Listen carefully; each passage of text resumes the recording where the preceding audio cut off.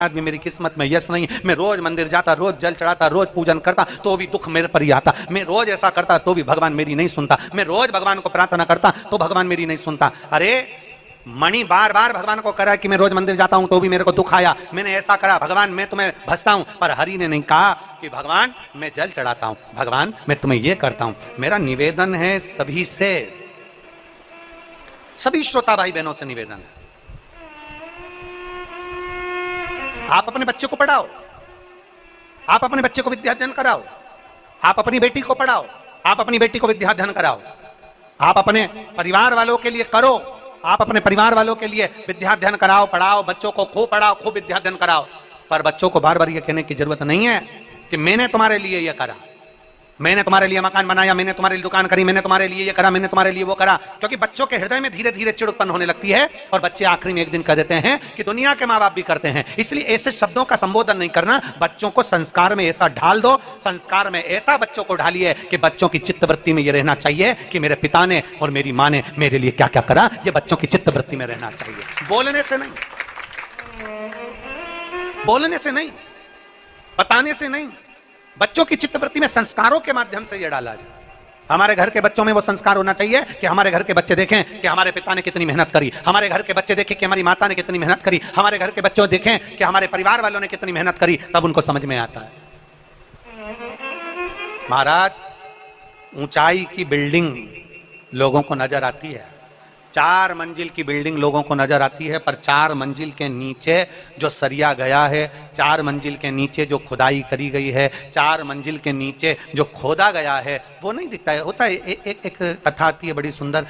एक भिखारी सोच लिया मुझे सम्राट बनना है। एक भिखारी ने सोचा मुझे राजा बनना, और चाहे कुछ भी हो जाए मैं राजा बन के रहूंगा, मैं सम्राट बन के रहूंगा। अब भिखारी ने सोचा मुझे सम्राट बनना है, तो किसी ने भिखारी से पूछा कि तुम सम्राट कैसे बनोगे, तो भिखारी ने कहा भीख मांग के। अरे भिखारी, भीख मांगकर कोई सम्राट बनता है क्या? पर मुझे बनना है। भिखारी ने चौराहे के पास में अपनी चादर बिछाई फटी हुई और बैठ गया भीख मांगने के लिए। भीख मांगता रहा, मांगता रहा, मांगता रहा, मांगता रहा, 10 साल, 15 साल, 20 साल, 25 साल, 30 साल, 40 साल भीख मांगता रहा, मांगता रहा, मांगता रहा, मांगता रहा। और एक दिन भीख मांगते मांगते मांगते मांगते मांगते मांगते उसकी अंतिम क्षण आ गया और भिखारी सीता राम हो गया। उसका सम्राट बनने की आशा, उसका राजा बनने की आशा उसके साथ ही मर गई, उसी के साथ समाप्त हो गई। भिखारी मर गया, भिखारी समाप्त हो गया। अब गांव के लोगों ने देखा, नगर के लोगों ने देखा कि भिखारी मर गया। भिखारी का कपड़ा फेंक दिया, भिखारी की चादर फेंक दी, भिखारी का सामान फेंक दिया। अब जिस जगह पर भिखारी सोता था, जिस जगह पर भिखारी पड़ा रहता था चौराहे पर, वो भिखारी ने उस जगह को इतना गंदा करके रखा था, इतना गंदा करके रखा था कि उसमें बदबू आ रही थी। अब बदबू आ रही थी तो उन्होंने तुरंत खुदाई वाले को बुलवाया और खुदाई करने के लिए कहा कि ये जमीन का ये टुकड़ा भिखारी बैठता था, इसमें बदबू आ रही, गंदगी हो रही है, इसने इतनी गंदगी कर दी, इसको उखाड़ दो, इसको फेंक दो, उखाड़ देखो इसको। बुलाया, जैसे भी मशीन वाले को बुलाया होगा, खड्डा खोदने वाले को बुलाया होगा, और बुलाया गया। और बुलाने के बाद में जैसे ही खड्डा, भिखारी जहां बैठता था, सोता था, उस जगह पर जैसे ही खड्डा खोदा, खोदते से ही भिखारी के नीचे से सोना, पैसा, धन, दौलत ढेर सारी निकली, ढेर सारी। अब इतना सारा धन निकला तो नगर के लोगों ने सोचा कैसा भिखारी है, कैसा भिखारी है। थोड़ा सा अगर नीचे खोद लेता और इतनी सारी दौलत उसे प्राप्त हो जाती तो वैसे ही सम्राट हो जाता। जिंदगी भर भीख मांगते मांगते मर गया, पर खुदाई नहीं करा, खोदा नहीं, और सम्राट बनने का आशा लेकर मर गया।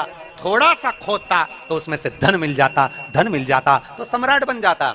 अर्थात शिव महापुराण की कथा कहती है हम भी ऐसे ही हैं, हम और आप सब एक जैसे हैं। दुनिया से कहते हैं ऐसा कर दीजिए भैया, ऐसा कर दीजिए भैया, हम दुनिया से भीख मांगते हैं, पर शिव महापुराण की कथा कहती है कभी अपने अंदर हम खोदते नहीं हैं। अगर शंकर के शिवलिंग के प्रति हमारे भीतर हम खोदते जाएं कि शिवलिंग की पूजन से क्या मिल सकता है, शिव महापुराण सुनने से क्या प्राप्त हो सकता है, शिव महापुराण की कथा को पढ़ते जाएं, खोदते जाएं, और भगवान शंकर की भक्ति में हम इतने डूबते चले जाएं, नीचे उतरते चले जाएं, एक अंदर की ओर जाते चले जाएं, तो एक ना एक दिन तुम सम्राट बनकर ही रहोगे, राजा बनकर ही रहोगे। अंदर नहीं खोद रहे, हम केवल बाहर से सब कुछ कर रहे हैं। हमारा ये काम बिगड़ गया, हमारा ये काम अच्छा हो गया, हमें ये मिल जाता, हमें वो मिल जाता। हम केवल एक आस लेकर जी रहे, पर हम भीतर नहीं झांक रहे, भीतर नहीं जा रहे। थोड़ा सा खोदिए अपने भीतर, थोड़ा सा खोदिए अपने अंदर, थोड़ा सा जाइए शिव महापुराण के भीतर, थोड़ा सा प्रवेश करिए शंकर की कथा के भीतर, थोड़ा सा प्रवेश करिए शिवालय के भीतर, थोड़ा सा प्रवेश करिए भगवान शंकर के अनुमोदन के भीतर, मिलेगा जरूर। पैसा कमाया बहुत आगे, 4 करोड़ कमाने वाला भी आखिरी में 4 कंधे पर ही जाता है। 4 करोड़ कमाने वाला 4 बांस 40 कंडे और 4 कंधे पर निकल जाता है, और 4 करोड़ रुपया उसका पड़ा की पड़ा रह जाता है। जब करोड़पति भी बीमार पड़ता है, हॉस्पिटल में पड़ा रहता है, करोड़पति भी जब हॉस्पिटल में आईसीयू में पड़ा रहता है, करोड़पति भी जब वेंटिलेटर पर पड़ा रहता है, धन उसका, पैसा उसका, करोड़ों की जायदाद उसकी, सारी वस्तु उसकी, पर बीमारी में उसका धन कितना उस पर खर्च करना है ये निर्णय भी दूसरा करता है। करोड़ों कमाने वाले का निर्णय भी उसके ऊपर, इसको वेंटिलेटर पे कितने दिन रखना है, वेंटिलेटर पे कब तक पटक के रखना है, आईसीयू में कितने दिन रखना है, अच्छा कमरा लेना है कि नहीं लेना, ये निर्णय दूसरा लेता है। करोड़ों का धन तुम्हारा, पैसा तुम्हारा, वैभव तुम्हारा, सत्ता तुम्हारी, सब कुछ तुम्हारा, कमा कमा कर जोड़ कर रखा तुमने, पर आखिरी में तुम्हारे पैसे का निर्णय भी दूसरे लेते हैं। देखो बहुत दिन हो गए वेंटिलेटर पे पड़े हुए, अब हटा देना चाहिए, पैसे पे पैसा लग रहा है। करोड़ों उसके थे, धन उसका था, पैसा उसका था, पर तुम्हारे पैसे का निर्णय दूसरा ले रहा है। देखो अगर ज्यादा अच्छा रूम लेंगे तो इतना खर्चा हो जाएगा, रोज का डॉक्टर आएगा, रोज की दवाई लगेगी, रोज का ऐसा लगेगा, रोज वैसा लगेगा, इतना खर्चा हो जाएगा। पैसा तुम्हारा, धन तुम्हारा, वैभव तुम्हारा, सत्ता तुम्हारी, करोड़ों का धन तुम्हारा, और निर्णय कोई दूसरा ले रहा है। इसलिए शास्त्र कथा, शिव महापुराण की कथा कहती है, नांदेड़ वालों जैसे हमारे दोनों यजमानों ने ऐसा फल प्राप्त करा कि नांदेड़ की भूमि पर शिव महापुराण की कथा करें। दोनों यजमान श्री शिवराज नांदेड़कर जी और प्रशांत पातेवर जी, इन दोनों को साधुता देता हूं, मैं दोनों को धन्यवाद देता हूं। अपने धन का सदुपयोग स्वयं करिए। इसलिए हम पहले भी कथा में कहते आए हैं, किसी को 1 रुपया नहीं देना मत दो, किसी के ऊपर खर्च नहीं करना मत करो, किसी को 1 रुपया नहीं देना मत दो, कम से कम अपने ऊपर खर्च करो, अपने ऊपर तो खर्च करो, अच्छे से खाओ पियो, अच्छे से रहो, अपनी जिंदगी फुल एंजॉय में जियो, रो रो के नहीं, आंसुड़ा बहा बहा कर नहीं, अपनी जिंदगी खुश होकर जियो। थोड़ा सा दुख आया है कट जाएगा, थोड़ा सा तकलीफ आई कट जाएगा, पर अपने जीवन को अच्छे से जियो। 4 करोड़ कमाने वाले का भी 4 बांस, क्या बोलते हैं महाराष्ट्र में बांस को, बांबू, 4 बांस 4 बांबू, 40 कंडा, कंडा मतलब गोबरी, अंतिम संस्कार में कितनी लगती, 40 कंडे से ज्यादा नहीं, 4 बांस 40 कंडा और 4 कंधा, इससे ज्यादा जिंदगी नहीं मनुष्य की। और आखिरी में तुम्हारे धन का विचार भी दूसरे करेंगे। कोई आएगा, कोई कह देगा कौन बीमार पड़ा है तो के, वो बीमार पड़ा है तो के, एक काम करो कि अब देखो बहुत दिन हो गए पड़े पड़े वेंटिलेटर पे, इतना पैसा लग रहा है फालतू का, एक काम करो कि अब इनको वेंटिलेटर से हटा दो। डॉक्टर साहब हटा दो, निर्णय, हाँ डॉक्टर कह रहा है 2 दिन और रख के देखो, हो सकता है इसमें सांस आ जाए, 2 दिन और रखो, इसमें सांस आ सकती है, पर नहीं अब हमारी कैपेसिटी नहीं है, इतना पैसा चले जाएगा, अब थोड़ा अगर ये तो चले जाएगा, जाने वाला चले जाएगा, कम से कम पैसा तो रह जाए, पैसे को जोड़ जोड़ के रहने दो। तुम्हारा धन और निर्णय कोई दूसरा ले रहा है, तुम्हारा धन और निर्णय कोई दूसरा ले रहा है। इसलिए शिव पुराण कहती है, अपना निर्णय अपने को लेना, अपना निर्णय अपने को लेना, स्वयं का निर्णय होना चाहिए, स्वयं का। लगे बस्ती में अपन रहो, मस्ती में क्या किसको रोइए, चादर तान के सोइए, अलमस्त हो और देख लो कितना जोरदार आनंद है, जो देखा जाएगा। बैठे अपनी मस्ती में, भगवान की कथा, भजन, कीर्तन, परमिशन मिले तुम्हारे पास रखो, परमिशन भोलेनाथ ने घर में दे दी, ले भक्ति, भजन, चित्त, स्मरण अपने भीतर, अपने भीतर, और स्वयं का निर्णय, श्रेष्ठ कम निर्णय, स्वयं का निर्णय करें, स्वयं। शंभु शिव कथा, हरि के पांव में कांटा चुभा है, मणि के पांव में, पूरे शरीर में कांटा चुभा है। मणि बार बार शिव जी से करा है, मैं तुम्हारे मंदिर आता था, मैं तुम्हारे मंदिर में पोछा लगाता, झाड़ू लगाता, तुम्हें जल चढ़ाता, तुम्हें भोग लगाता, तुम्हें बेलपत्र चढ़ाता, तुम्हें धतूरा चढ़ाता, तुम्हें ऐसा करता, बार बार मणि कह रहा है। पर हरि एक बार भी नहीं कहा कि बाबा मैं तुम्हारे लिए कुछ करा। हरि तो कह रहा है बाबा मेरे पांव में कांटा चुभा है, केवल हरि शिव नाम का स्मरण कर रहा है। श्री शिवाय नमस्तुभ्यं, श्री शिवाय नमस्तुभ्यं, श्री शिवाय नमस्तुभ्यं, श्री शिवाय नमस्तुभ्यं। भजन कर रहा। मेरे ओघड़दानी शंभू के कानों में शब्द गया, शिवजी एक बूढ़े का रूप रख कर आए, हरि के पास पहुंचे, उसके पांव का कांटा निकाल दिया। हरि ने पूछा, बाबा तुम कौन? इस वीराने जंगल में कहां तुम आ गए? कौन हो तुम? कहां से आए हो तुम? कहां से रहने वाले हो? भगवान भोलेनाथ जी कुछ नहीं बोले, केवल कांटा निकाल दिया, केवल कांटा। शिव कथा कहती है, आप कमाते हैं, जोड़ते हैं, उसको बढ़ाने का प्रयास करते हैं। एक दुकान में से थोड़ा सा कमाया तो उसको बढ़ाने का प्रयास करा, छोटी सी दुकान को बड़ा बनाने का प्रयास करा। एक गाड़ी है तो 2 गाड़ी बनाने का प्रयास करा, एक पेट्रोल पंप है तो 2 पेट्रोल पंप करने का प्रयास किया, एक बंगला है तो 2 बंगला बनाने का प्रयास किया, थोड़ी सी प्रॉपर्टी है तो उसको बड़ा बनाने का प्रयास किया, 1 एकड़ जमीन, 1 बीघा जमीन है तो 4 बीघा बनाने का, 5 बीघा बनाने का, 5 एकड़ बनाने का प्रयास किया। धन को, थोड़े से धन को बड़ा बनाने का प्रयास में हर व्यक्ति लगा हुआ है। कैसे ना कैसे मुझे धन बढ़ाना है, प्रॉपर्टी बढ़ाना है, सत्ता बढ़ाना है, वैभव बढ़ाना है, अपना मान, अपना आनंद सब बढ़ाना है। बढ़ाने में तुम लगे हुए हो, धन को बढ़ाने में लगे हो, घर को बढ़ाने में लगे हो, गाड़ियों को बढ़ाने में लगे हो, प्रॉपर्टी को बढ़ाने में लगे हो। केवल एक चीज ऐसी है जो बढ़ाने की जगह दुनिया के लोग घटा रहे हैं। वो क्या? भगवान की पूजा, भगवान की भक्ति, भगवान का भजन, भगवान का स्मरण, भगवान का मंदिर, ये लोग घटा दिए। पहले के समय में लोग मंदिर में समय ज्यादा देते थे, अब कम समय देते। पहले के समय में लोग भगवान को श्रृंगार ज्यादा करते थे, अब कम करते। पहले के समय में लोग भजन ज्यादा करते थे, अब कम करते हैं। पहले के समय में लोग कीर्तन ज्यादा करते थे, अब कम करते हैं। भजन कम हो गया, भक्ति कम हो गई, श्रद्धा अर्थात थोड़ी सी मात्रा में उसको कम कर दिया गया। और शिव पुराण की कथा कहती है, तुम्हारे माता पिता ने जो पुण्य करा था, उस पुण्य, उस भजन का फल यह है कि आज तुम्हारी 4 मंजिल बिल्डिंग है, प्रॉपर्टी ज्यादा है, गाड़ी ज्यादा है, बंगला ज्यादा है। तुम्हें क्या करना है? शिव महापुराण की कथा कहती है, आपको एक काम करना है कि अपने भजन के बल को बढ़ाना, अपनी भक्ति के बल को बढ़ाना, अपने स्मरण को बढ़ाना। थोड़ा सा भजन का बल बढ़ाइए, थोड़ा भक्ति का बल बढ़ाइए। शिव जी के मंदिर में जाओ, कभी ये मत कहिए कि मैं बाबा तुम्हारा भजन करता हूं। हरि ने एक बार भी नहीं कहा, हरि का भजन का बल बढ़ा हुआ था, इसलिए हरि भक्ति के बल पर आश्रित होकर चलता रहा। हम फिर कहेंगे, पहले लोग कहते थे तेरा क्या होगा कालिया, हम भी आज कहते हैं सावधान रहना, तेरा क्या होगा कालिया। थोड़ा सतर्क रहिए, थोड़ा सावधान रहिए। और मत बुरे कर्म कर बंदे, वरना पछताएगा। भगवान की आंखों से तू बच नहीं पाएगा, तू बच नहीं पाएगा। जिस नांदेड़ के कार्यक्रम के लिए नांदेड़ का बच्चा बच्चा, एक एक बूढ़ा, एक एक व्यक्ति, एक एक महिला, एक एक पुरुष जागृत होकर आधी रात को पानी भराया ग्राउंड में, तो एक एक समिति, एक एक बच्चा बच्चा, एक एक, ये नहीं देखा कि कौन धर्म का कौन कर्म का, सारा व्यक्ति उस ग्राउंड में पहुंच गया और जाकर उसने एक एक व्यक्ति को आगे बढ़ाकर अपने अपने घरों में, अपने अपने भवन में, अपनी अपनी जगह में ठहराया। अब अपना फर्ज बनता है कि अपने गांव में, नगर में कोई कार्य हो तो उसको उन्नति की ओर आगे बढ़ाया जाए, उसको तरक्की की ओर लेकर जाया जाए, जिससे सनातन धर्म मजबूत होता चले जाए। सनातन धर्म मजबूत, उसको मजबूत बनाना हमारा कार्य, उसको श्रेष्ठ बनाना हमारा कार्य। वो तो शिव भक्त हैं। भगवान शंकर के भक्त बड़े सहज, बड़े सरल, बड़े भोले होते हैं, बड़े भोले। शिव भक्त बड़ा सरल, शंभु का भक्त बड़ा सरल। शिव कथा कर रही है, अरे मणि ने पकड़ लिया चरण हरि का, हरि का चरण पकड़ा। हरि ने कहा, देख रे मणि, मेरे चरण मत पकड़, मेरे चरण मत पकड़, तुझसे गलती हुई है,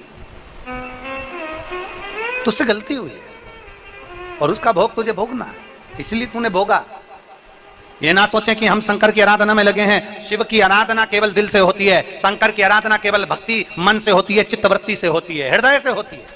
शिव भक्ति हृदय से, शिव भक्ति में दिखावा नहीं होता, बड़ा मन। एक पत्र है, देखिए,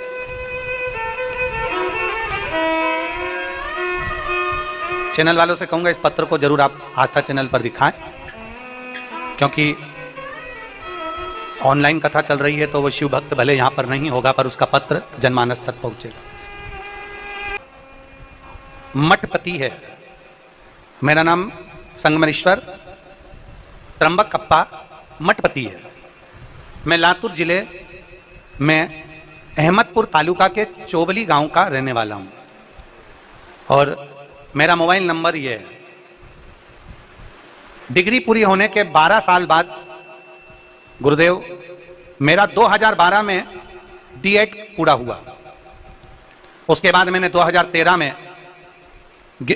अपना पूरा पढ़ाई पूर्ण कर ली और पूर्ण पढ़ाई करने के बाद में तब हम पूर्ण तरह से परीक्षा देते रहे पर कहीं सफलता नहीं मिल रही थी। थक चुका था। 12 साल लगातार मैंने गवर्नमेंट जॉब के लिए, गवर्नमेंट सर्विस के लिए अप्लाई करा पर मेरी नौकरी नहीं लगी 12 साल तक। तब मेरी दीदी ने मुझसे कहा, मेरी बहन का नाम है प्रियंका, उसने मुझसे कहा कि तू एक बार पशुपति व्रत कर। मैंने पशुपतिनाथ का व्रत किया। आप कहते हो कथा में स्वयं प्रसाद बनाओ, मैंने खुद प्रसाद बनाया। मैंने प्रसाद बनाकर भगवान शंकर का पशुपति व्रत करा पर बाबा ने मेरी उस पशुपति व्रत पूर्ण होने पर भी मेरी नहीं सुनी। एक बार पशुपति व्रत पूर्ण हो गया, मेरी बहन ने कहा घबरा मती, वो सियोर वाला महाराज कहता है कि भगवान का चरण कभी मत छोड़, दूसरी बार पशुपति व्रत फिर कर। मैंने दूसरी बार पशुपति व्रत फिर किया और दूसरी बार पशुपति व्रत करने पर मैंने एक एग्जाम बहुत पहले दे रखा था जिसको मैं भूल चुका था कि जिसका कोई रिजल्ट आएगा। दूसरा पशुपति व्रत किया और व्रत करने के बाद मेरे बाबा ने जो एग्जाम में बहुत पहले दे चुका था उसका मुझे याद भी नहीं था और बाबा की कृपा से मुझे 17/6/2024 को मेरी गवर्नमेंट जॉब लग गई। मैं बाबा को धन्यवाद देने के लिए आया हूं। आज मैं शिक्षक बन गया। मैं बाबा को धन्यवाद देता हूं कि 12 साल के बाद मेरे बाबा ने मेरी सरकारी नौकरी लगाई। जो आस मैंने छोड़ दी थी, जो मैंने आस त्याग दी थी, ये शिव है, शिव। मेरा नाम संगमेश्वर त्र्यंबक अप्पा मठपति है। मैं लातूर जिले के अहमदपुर तालुका के चोबली गांव का रहने वाला हूं और मेरा मोबाइल नंबर ये। शिव तत्व इसी को कहते हैं। बीज बोने वालों से पूछना, फसल लगाते हैं, धान लगाई, सोयाबीन लगाया, गेहूं लगाया, कपास लगाया, जो भी लगाया उन्होंने, उसके साथ उन्होंने बीज तो बोया था, कपास का बीज तो बोया था, गेहूं का बीज तो बोया था, सोयाबीन का बीज तो बोया था, धान का, पर उसके साथ में खरपतवार बहुत सारे लग जाते हैं। जंगली घास लग जाती है, गाजर घास लग जाती है। उसको कोई बोता है क्या? नहीं बोता। बेकार घास कोई बोता है क्या? नहीं बोता। पर अच्छे बीज के साथ में बेकार अपने आप पैदा हो जाता है।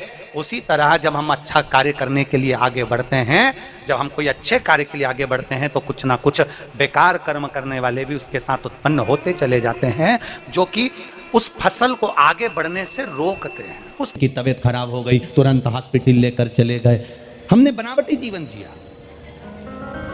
और जब बनावटी जीवन में हम कुछ बनावट कर कर दिखाते हैं तो वो कार्य हमारा बिगड़ जाता है। बनावट से दूर रहना।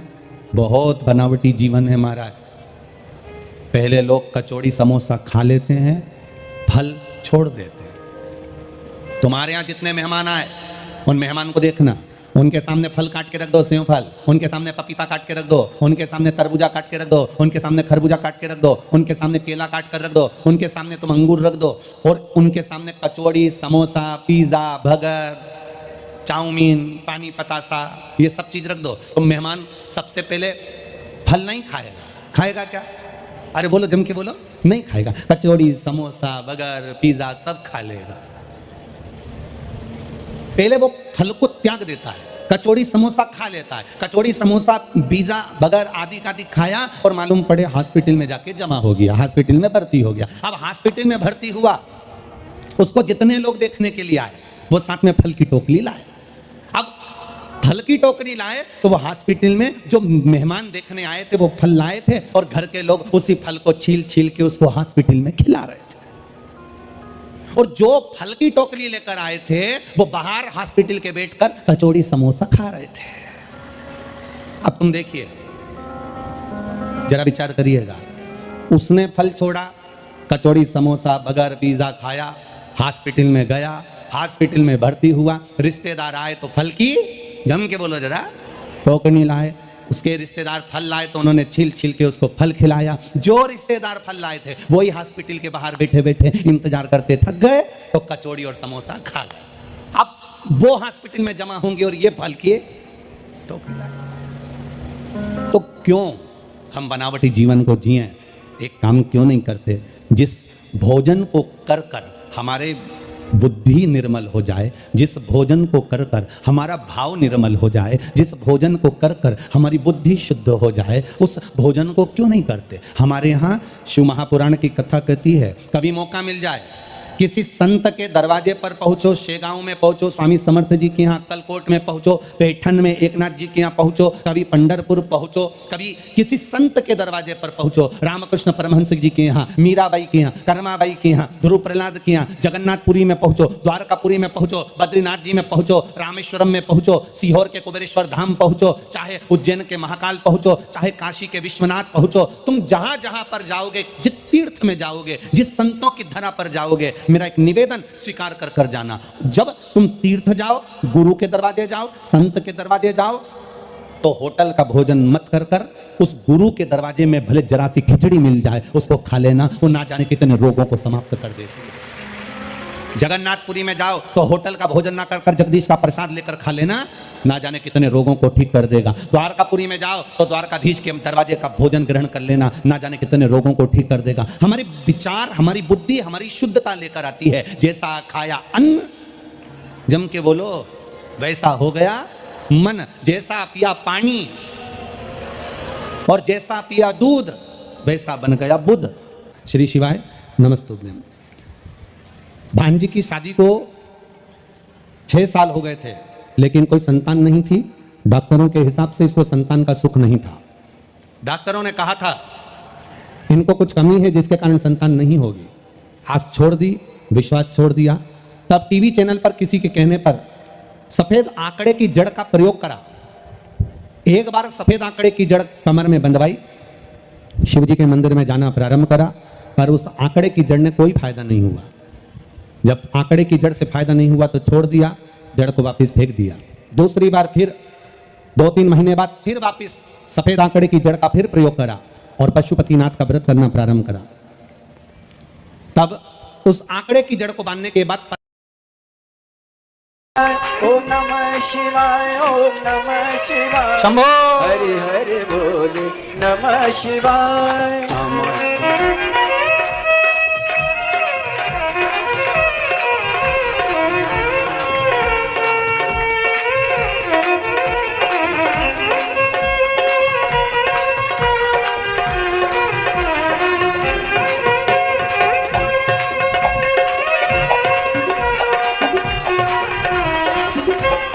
हर हर महादेव।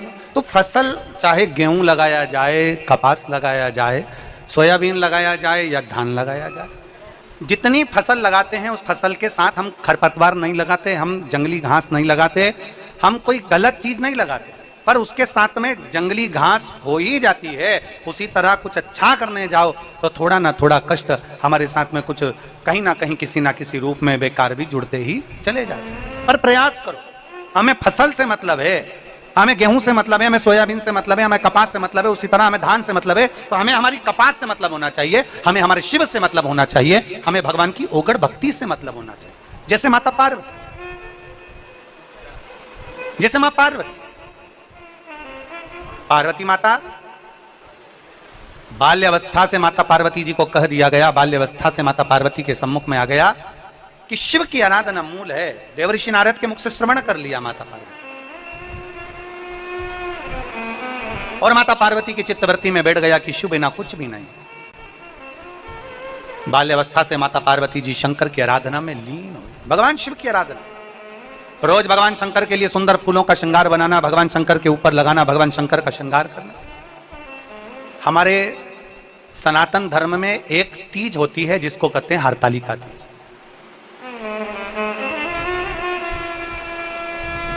हरतालिका तीज पर शिव जी के ऊपर एक फुलेरा लगता है। जो ये कथा नांदेड़ में हो रही है, ये कथा 29 तारीख को विराम हो जाएगी और 3 तारीख से 7 तारीख तक शिव महापुराण की कथा 5 दिवसीय गुड़गांव में प्रारंभ होगी, जिसका समय दोपहर में 1 बजे से 4 बजे तक रहेगा। तो 5 दिवसीय जो कथा हम गुड़गांव के पावन प्रांगण में श्रवण करेंगे 1 बजे से 4 बजे तक, उस कथा का नाम हमने फुलेरा शिव महापुराण की कथा वर्णन किया। हम उसमें समझेंगे कि फुलेरा का महत्व क्या है, फुलेरे में कौन सा फूल लगाया जाए जिससे आपकी कामना पूर्ण हो, उसको हम जाने। वो 5 दिवसीय जो हरियाणा वासियों को कथा मिली है, 5 दिन की शिव महापुराण कथा, फुलेरा शिव महापुराण कथा मिली है, उसको अपने जीवन में उतारो एक बार। हरतालिका तीज का समय रहेगा, उसमें श्रवण करो। तो माता पार्वती जी ने जैसे भगवान शंकर की अविरल भक्ति धारण करी है, माता पार्वती जी ने भगवान शिव की अविरल भक्ति को धारण करा। बाल अवस्था से माता पार्वती जी शंकर जी का गुणगान करती रही, शिव जी स्मरण करती रही, रोज फूल का श्रृंगार करना, रोज बेलपत्र समर्पित करना। पार्वती जी की परीक्षा भी देवताओं ने हर पल हर घड़ी ली है। ऐसा कोई पल नहीं गया, ऐसा कोई घड़ी नहीं गई जिस समय परीक्षा पार्वती जी की नहीं हुई। प्रत्येक पल प्रत्येक घड़ी में परीक्षा। और फिर निवेदन करेंगे, परीक्षा शिव लेता है, प्रतीक्षा आपको करना है। मेरा ओघड़ दानी प्रतीक्षा करने वाले को एक ना एक दिन भंडार भर ही देता है। माता पार्वती श्रद्धा है। शंकर को पाने के लिए सबसे मूल है हमारा भरोसा, हमारा विश्वास। हरि शिव पर भरोसा करता था, मणि शंकर पर मंदिर जाता है, लोगों को दिखाने के लिए जाएगा, सर्वस्व करेगा, पर शिव के प्रति विश्वास जागृत नहीं हो पाया, शंकर के प्रति भरोसा जागृत नहीं हो पाया। दृढ़ होना चाहिए, आपका विश्वास दृढ़ होना चाहिए। जब हमारा विश्वास दृढ़ हो जाएगा तो शिव हमें मिल जाएगा, निश्चितता है। शंकर के मिलने में देरी होगी ही नहीं। कई लोग कहते हैं गुरुजी 1 लोटा जल सारी समस्या का हल, बोल बम का नारा है बाबा है सारा। कई लोग कहते हैं गुरुजी हम जब लोटा भरकर जल लेकर मंदिर जाते हैं तो कई लोग हमको देखते हैं, कई लोग देखते हैं। अरे भाई, हमारा सनातन धर्म कहता है कि सवेरे सवेरे अगर भरा हुआ कलश दिख जाता है तो हमारा दिन शुभ हो जाता है। जब रोज अपने घर के लोग भरा हुआ कलश लेकर अपने घर के दरवाजे से जाएंगे, जल चढ़ाएंगे, और कोई ना कोई अगर देखेगा तो अड़ोसी पड़ोसी धड़ोसी सबका दिन कम से कम शुभ तो होगा। और उसका दिन शुभ हो गया तो ये निश्चित है कि आपका भी दिन शुभ जरूर होगा, ये निश्चित है। हम किसी को जो कुछ देते हैं वो हमें प्राप्त होता है। आप देखकर देख लो, आपको मिलेगा। आप किसी को गाली दीजिए, थोड़ी देर में आपको गाली मिलेगी। आप किसी को कुछ दोगे तो मिलेगा ना। आप अच्छा दीजिए, अच्छा मिलेगा। आप भगवान का भजन दीजिए, भजन मिलेगा। आप कीर्तन दीजिए, कीर्तन मिलेगा। आप नाम स्मरण दीजिए, नाम स्मरण मिलेगा। आप भगवान की अविरल भक्ति दीजिए, आपको भक्ति प्राप्त होगी। पार्वती जी ने अविरल भक्ति भगवान शंकर की स्वीकार कर ली और माता पार्वती जी ने भगवान शंकर की अविरल भक्ति को स्वीकार किया। और ऐसी भक्ति माता पार्वती जी ने शिव जी की करी कि भगवान ओघड़दानी को पार्वती जी की सारी परीक्षाएं पास कर कर पार्वती जी की भी परीक्षा ली गई। कभी मगर बनकर, कभी संत बनकर, कभी साधु बनकर, कभी तपस्वी बनकर, कभी एक छोटे बच्चे का रूप धारण कर कर। एक छोटा सा बच्चा पार्वती जी के सामने रो रहा है और उसको मगर घड़ियाल खाने आ रहा है। और पार्वती जी ने देखा कि छोटा सा बच्चा है, पार्वती जी ने घड़ियाल से कह दिया इसको मत मारो, ये छोटा बच्चा है, आप चाहो तो मुझे खा लो पर इस बच्चे को मत मारो। घड़ियाल ने कहा ये मेरा भोजन है, इसको तो मैं खाऊंगा, ये मेरा भोजन है, इसको तो मैं पाऊंगा। पार्वती जी ने अपना पूरा पुण्य उस घड़ियाल को दे दिया और उसको खाने से रोक दिया। घड़ियाल तू मत खा, मगर तू इसको मत खा, रोका पार्वती। खूब परीक्षा ली पार्वती जी की शिव जी ने। और ऐसी ऐसी परीक्षा भगवान शंकर पार्वती जी के लिए, ऐसी ऐसी परीक्षा भगवान देवादिदेव महादेव लिए। पार्वती प्रतीक्षा करती रही, परीक्षा देती रही, प्रतीक्षा करती रही, परीक्षा देती रही। और आखिरी में देवादिदेव महादेव पार्वती जी को विवाह करने के लिए नंदी पर सवार होकर मेरे ओघड़दानी शिव जी पार्वती से विवाह करने के लिए चल दिए। हिमालय राज की पवित्र भूमि पर पहुंच रहे हैं। हिमालय बाबा के पवित्र प्रांगण में भगवान शंकर नंदी पर बैठकर चले हैं।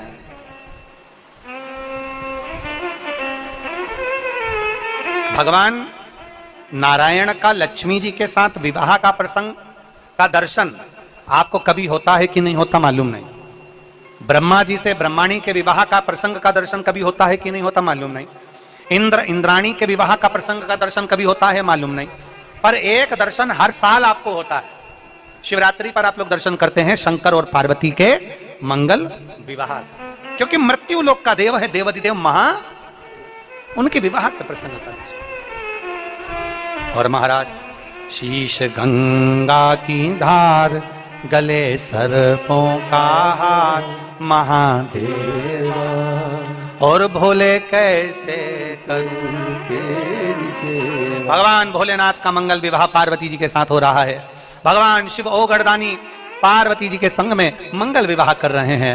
माता पार्वती जी भगवान शिव जी के गले में सुंदर जयमाला पहना रही हैं। जोरदार ताली बजाकर स्वागत करें। माता पार्वती जी भगवान शंकर के गले में जयमाला पहनाई है और शंकर भगवान पार्वती जी के गले में जयमाला पहनाए हैं। महाराज भगवान अगर महाभारत के चरित्र से उठाकर देखेंगे तो विदुर जी को भी महात्मा कहा गया है। जिन विदुर जी ने कोई चोला नहीं बदला है, जिन विदुर जी ने कोई बाल नहीं बनाए, जिन विदुर जी ने कोई तिलक छापा नहीं करा है, जिन विदुर जी ने केवल नीति की बात करी, जिन विदुर जी ने केवल धर्म की बात करी, जिन विदुर जी ने अपने परमात्मा की बात करी, उसको महात्मा कहा जाता है। महात्मा मतलब जिसकी नाचे आत्मा, वही है महात्मा। जो भीतर से हृदय चित्त को आनंदित धरकर भगवान की अविरल भक्ति में डूबा हुआ हो, भगवान की विरल भक्ति में संजोया हुआ हो, भगवान की विरल भक्ति में जो दिन रात कहीं ना कहीं किसी ना किसी रूप में परमात्मा को पाने का प्रयास कर रहा हो, वो महात्मा कहलाता है। और जो ओरिजिनल महात्मा होता है, जो महात्मा सत्यवादी होता है, वो महात्मा भले आपको देखे ना देखे, महात्मा आपसे मिले ना मिले, महात्मा आपके पास आए ना आए, पर महात्मा एक ऐसा होता है जो जहां बैठा होता है सर्वे भवंतु सुखिनः की कामना करता है कि पूरा संसार सुखी रहे। इसको महात्मा करते हैं। तो पहले नंबर पर मां, दूसरे नंबर पर महात्मा और तीसरे नंबर पर परमात्मा। परमात्मा मेरा देव अधिदेव महादेव, मेरे राम, मेरे कृष्ण, मेरे शिव, मेरे शंकर, मेरे ओघड़दानी, मेरा शंभु, मेरा त्रकालदर्शी, मेरा कैलाशी अविनाशी, मेरा कालों का काल महाकाल राजा एक ऐसा है जो आपको देखे भी ना, आपसे मिले भी ना, आप उसकी चौखट पर भी ना पहुंचे, आप उसके मंदिर में भी ना पहुंचे, आपने एक लोटा जल शिव को समर्पित भी नहीं करा, अगर केवल उसके मंदिर के सामने से भी निकल कर चले जाते हो तो भी वो करुणा कर देता है। ऐसा होता है परमात्मा।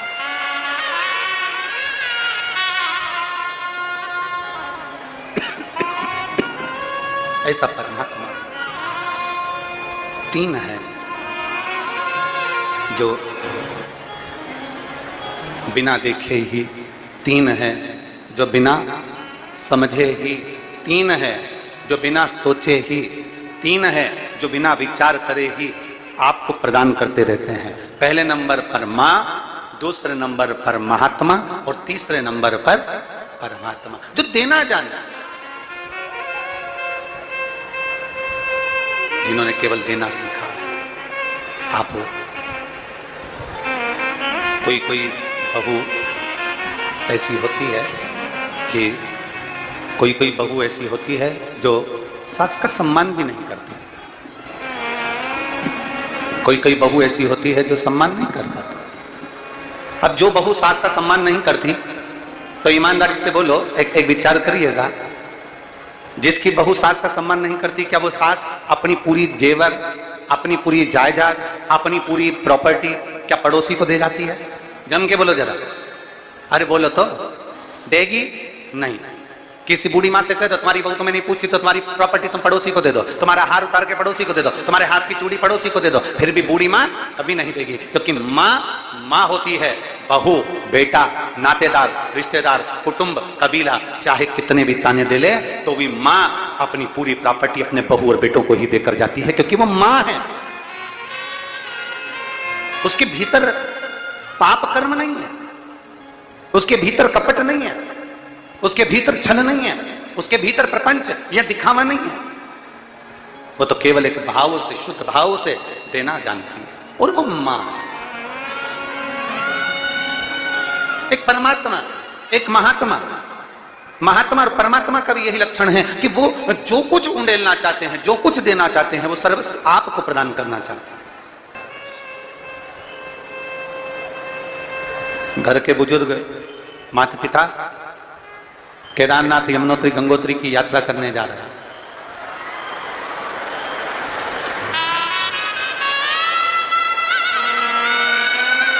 शंभो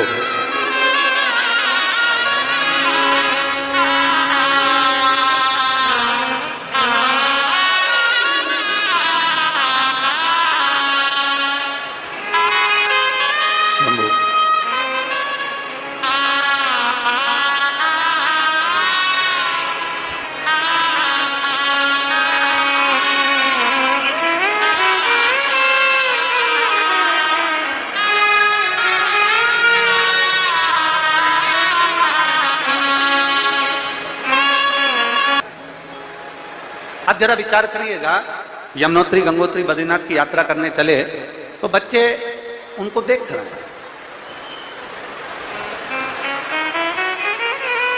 बच्चे उनको देख रहे हैं। एक बच्चा, एक बेटा, एक बहू, एक माता, घर की बेटियां, दामाद, बहू, बच्चे जब कहीं यात्रा करने जाते हैं तो घर के जो माता पिता होते हैं ना, घर का जो बुजुर्ग होता है ना, वो कुछ ना कुछ थोड़ा पैसा, थोड़ा सामान निकाल कर अपने बच्चों को दे देते।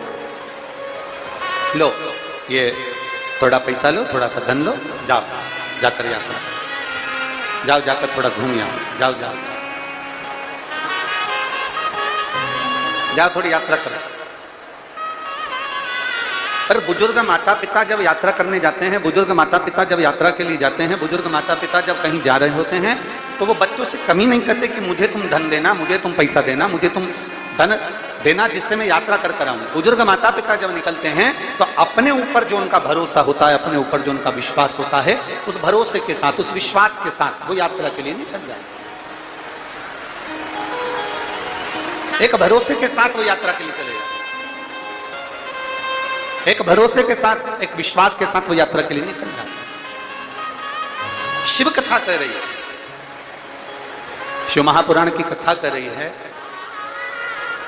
माता पिता के आशीर्वाद की जरूरत संसार का प्रत्येक जीव, प्रत्येक मनुष्य, प्रत्येक जीव, संसार में रहने वाला, संसार में रमण करने वाले प्रत्येक जीव को माता पिता के आशीर्वाद की जरूरत होती है। और वह आशीर्वाद कहां काम आता है? वह आशीर्वाद किस जगह पर काम आता है? शिव महापुराण की कथा कहती है वह आशीर्वाद काम आता है हमारी विपदा की घड़ी में, हमारी विषम परिस्थिति में।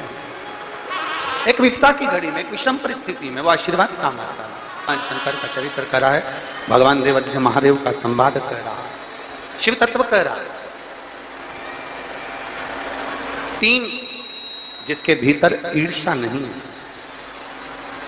3 जिसके भीतर नफरत नहीं है,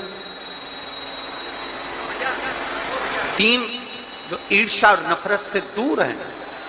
पहले नंबर पर मां, दूसरे नंबर पर महात्मा और तीसरे नंबर पर ये 3 ईर्ष्या से भी दूर है, नफरत से भी दूर हैं, अहम से भी दूर हैं, तीनों। और महाराज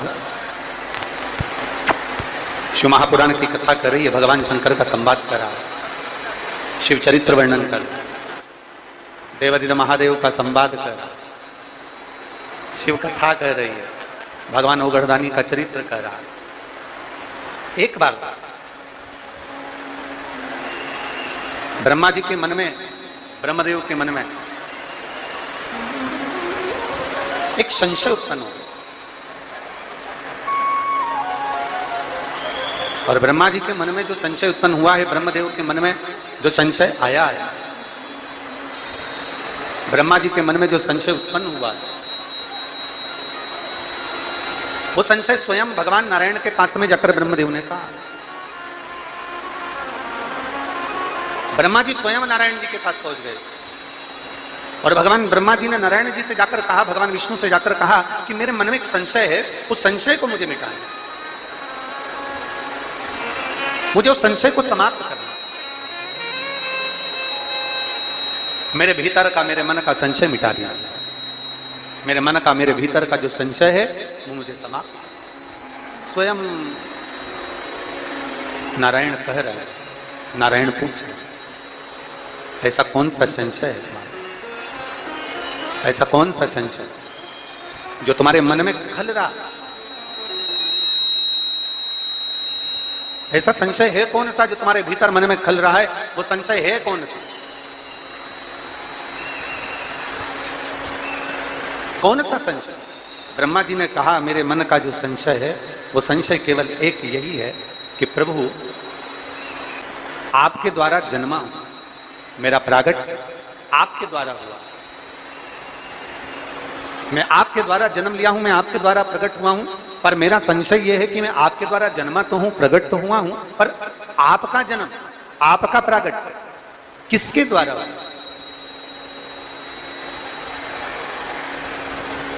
आपका जन्म, आपका प्रागट्य किसके कारण हो,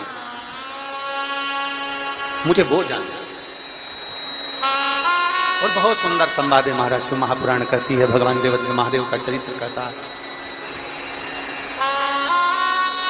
भगवान देवद्र महादेव का चरित्र कहता है, जब मन में, हृदय में अगर थोड़ा सा भी संशय आपके अंदर आए, शिव महापुराण की कथा कहती है, भगवान शंकर का चरित्र कहता है, देवद्र महादेव का चरित्र कहता है, मान लो आपके अंदर अगर थोड़ा भी संशय आए, थोड़ा सा भी संशय अपने भीतर प्रकट हो, एक अंश भी अगर संशय हमारे भीतर है, तो शिव महापुराण की कथा कहती है उस संशय को मिटाने के लिए सबसे पहले देवाधिदेव महादेव के पास में जाओ। थोड़ी सी भी विषम परिस्थिति चल रही है, थोड़ा भी तकलीफ चल रही है, थोड़ा भी कष्ट आया है जीवन में, थोड़ा भी दुख, थोड़ी भी तकलीफ, थोड़ा भी दर्द, थोड़ा भी कष्ट अगर आपके जीवन में आया है, तो शिव महापुराण की कथा कहती है सबसे पहले भगवान शंकर की शरणागति में जाए, भगवान शिव के पास जाए। सबसे पहले भगवान शिव के पास पहुंचे और भगवान शंकर के पास जाकर अपने हृदय से, अपने दिल से, अपने मन से, अपने भाव से भगवान शिव को अपने मन की बात देवाधिदेव महादेव को कहना प्रारंभ करें।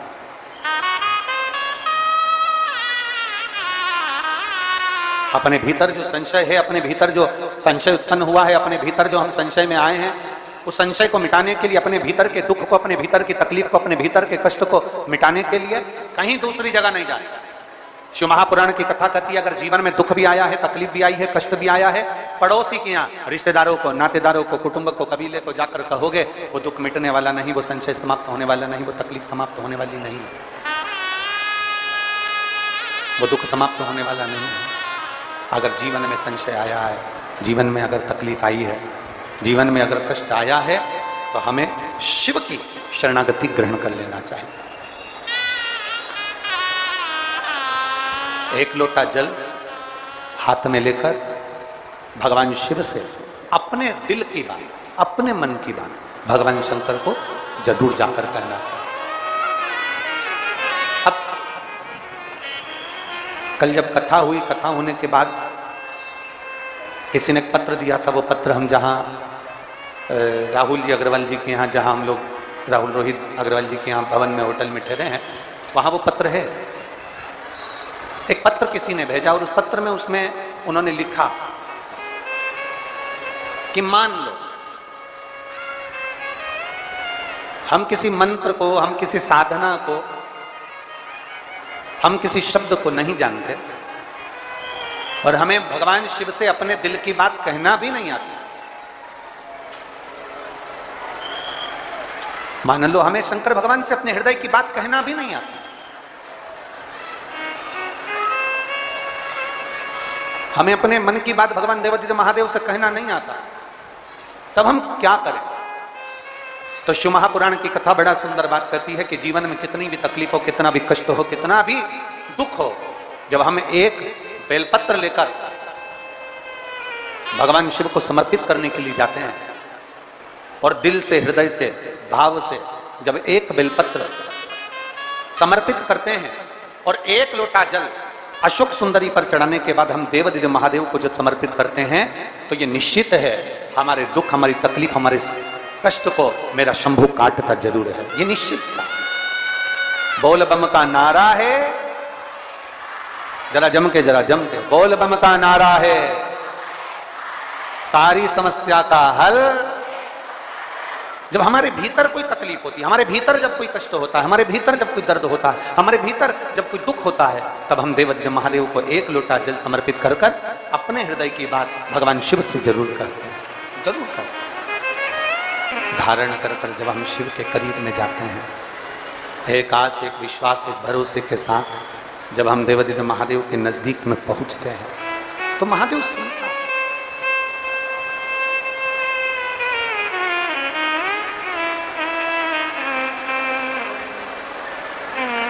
जीने के लिए श्वास का होना जरूरी है। पूरे विदिशा वालों एक बात को अपने भीतर उतार लीजिए, जीने के लिए श्वास का होना जरूरी है और परमात्मा को पाने के लिए विश्वास का होना जरूरी है।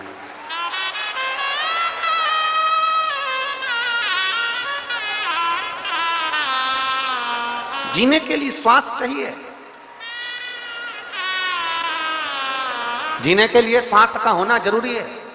विश्वास की जरूरत है, तुम्हारे भरोसे की जरूरत है, तुम्हारी दृढ़ता की जरूरत है, तुम्हारे विश्वास की जरूरत है। एक भगत की कथा आती है,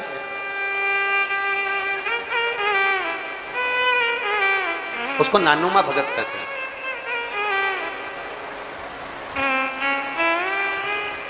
दक्षिण में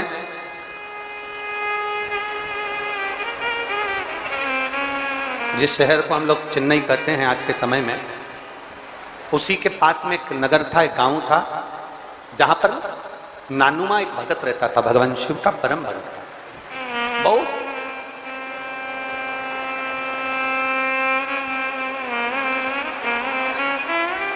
आज आप लोगों की जो विदिशा वालों की ये शिव भक्ति जो देखी है, जो आप लोग बरसते पानी में कीचड़ में बैठकर कथा का रसपान कर रहे हो, तो ये कथा नानुमा भगत की याद आती है कि नानुमा भगत भी आपके जैसा ही था। ना तो वो बारिश देखता था, ना वो ठंड देखता था, ना वो गर्मी देखता था। केवल एक लक्ष्य लेकर भगवान शिव के धाम जाया करता था, भगवान शंकर की शरणागति की ओर बढ़ता था। एक लक्ष्य। नानू दक्षिण में जिस शहर का नाम आज के समय में आप लोग चेन्नई कहते हो, मद्रास कहते हो, उसके नजदीक में एक छोटा सा गांव था। उस गांव में एक नगर में एक नानुमा भगत रहता था। बहुत छोटी सी अवस्था, बहुत छोटी सी।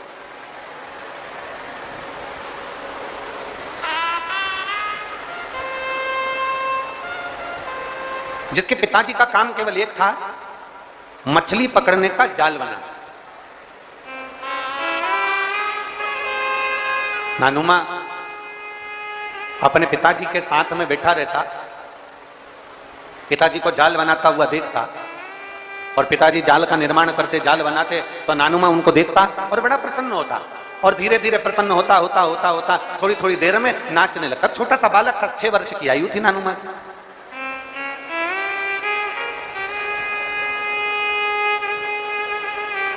बहुत छोटी सी अवस्था, 6 वर्ष की अवस्था है। 6 वर्ष की अवस्था में नानुमा ने जाल बनाते हुए देखा, और जाल बनाते बनाते देख नाच, बड़ा प्रसन्न हुआ, बड़ा खुश हुआ, नाच रहा है, आनंद कर रहा है।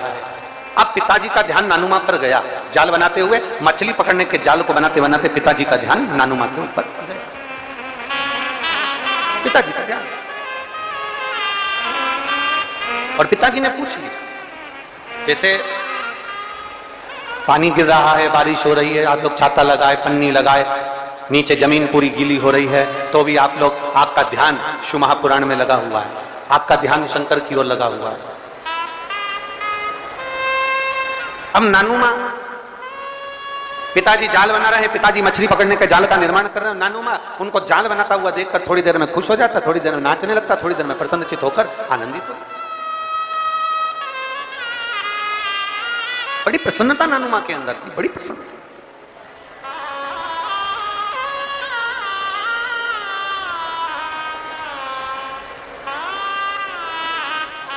पिताजी का ध्यान गया, पिताजी का ध्यान पहुंचा। और बहुत ध्यान देना महाराज, कोई ये मत सोचना कि सियोर वाले गुरुजी हमको नहीं दिख रहे हैं, शिव महापुराण के मंच का, व्यासपीठ का दर्शन हमको नहीं हो रहा है, तो भगवान शंकर की करुणा हम पर नहीं रहेगी। ध्यान देना, जाल बनाने वाला पिता, मछली का जाल बनाने वाले नानुमा के पिता, नानुमा मुस्कुरा रहा है तो पिताजी देख रहे हैं, नानुमा नाच रहा है तो पिताजी देख रहे हैं, नानुमा रो रहा है तो पिताजी देख रहे हैं। भले वो मछली पकड़ने का जाल का निर्माण कर रहे हैं, भले वो जाल का, पर उनका ध्यान और उनका दृष्टि नानुमा के ऊपर बनी हुई है, उनकी दृष्टि नानुमा के ऊपर। ऐसे ही दुनिया के लोग कहते हैं शंकर भगवान समाधि में लीन रहते हैं, शंकर भगवान नेत्र बंद कर बैठे रहते हैं, शंकर भगवान हजारों हजार वर्ष की समाधि में लीन रहते हैं, और भगवान नारायण अपने नेत्रों से दर्शन करते रहते हैं, भगवान ब्रह्मा अपने नेत्रों से दर्शन करते रहते हैं, पर शंकर जी के नेत्र बंद रहते हैं, शिव जी के नेत्र बंद रहते हैं, शंकर भगवान समाधि में डूबे रहते हैं, शंकर भगवान समाधि में लीन रहते हैं। तो कई लोग, कई जिनके मुख में जो आता है, जिनके विचारों में जो आता है, वो कह देते हैं कि शंकर जी की आराधना नहीं करना चाहिए क्योंकि शंकर तो समाधि में डूबे रहते हैं, वो तो देखते ही नहीं है। पर उनको समझाना यह है कि नानू माँ का चरित्र कह रहा है कि नानू माँ के पिता मछली पकड़ने का जाल बनाते हैं और ध्यान नानू माँ पर रहता है। एक पनिहारन पानी को लेकर जाती है, सिर पर हंडे पर हंडा, मटके पर मटका, मटके पर मटका, मटके पर मटका रखती है, चलती जाती है, पड़ोसन से बात करती है, पर ध्यान मटके पर रहता है। एक माँ अपने बच्चे को लेकर बाजार में जाती है, सामान कितना भी खरीदे पर बच्चे पर ध्यान रहता है। एक पिता अपने काम में ध्यान देता रहता है। उसी तरह मेरा ओगढ़धानी भले नेत्र बंद कर समाधि में डूबा हुआ हो, पर जो एक लोटा जल चढ़ाता है, मेरे शंकर का ध्यान उस पर बना ही रहता है। मेरे शिव का ध्यान, मेरे शंकर का ध्यान, मेरे शंभू का ध्यान, मेरे ओगढ़दानी का ध्यान, मेरे त्रिकालदर्शी कैलाशी अविनाशी का ध्यान उस पर बना ही रहता है। आप क्या करें? आप कैसे पुकार रहे हो, कैसे आप पुकार रहे हो, कैसे आप शिव के द्वार जा रहे हो, वो सब जानता, वो सब पहचानता, उसके सभी स्मरण।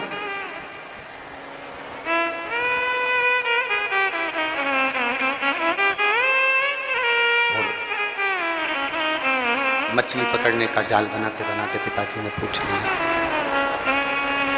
मछली पकड़ने का जाल बनाते बनाते पिताजी ने पूछा, नानू माँ तो कभी तो मुस्कुराता है, कभी नाचता है, कभी गाता है, नानू माँ क्या तेरे मन में, क्या तेरे चित्त में, क्या तेरी वृत्ति में चल रहा है? कभी तो तू नाच रहा, कभी तो तू गा रहा, कभी तो तू झूम रहा, क्या तेरे मस्तिष्क में, क्या तेरी बुद्धि में, क्या तेरे चित्त में चल रहा है? तेरी बुद्धि में चल क्या रहा है? तेरे मन में चल क्या रहा है?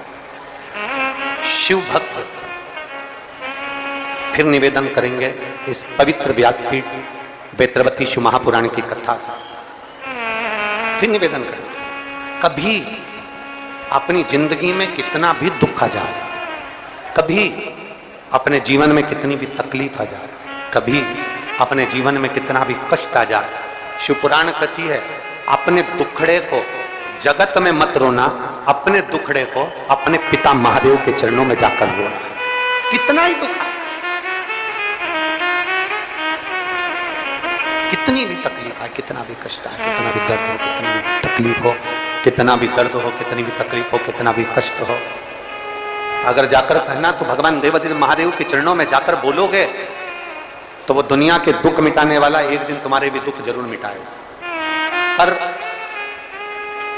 अभी कथा में कहा कि दो चीजें ध्यान रखना,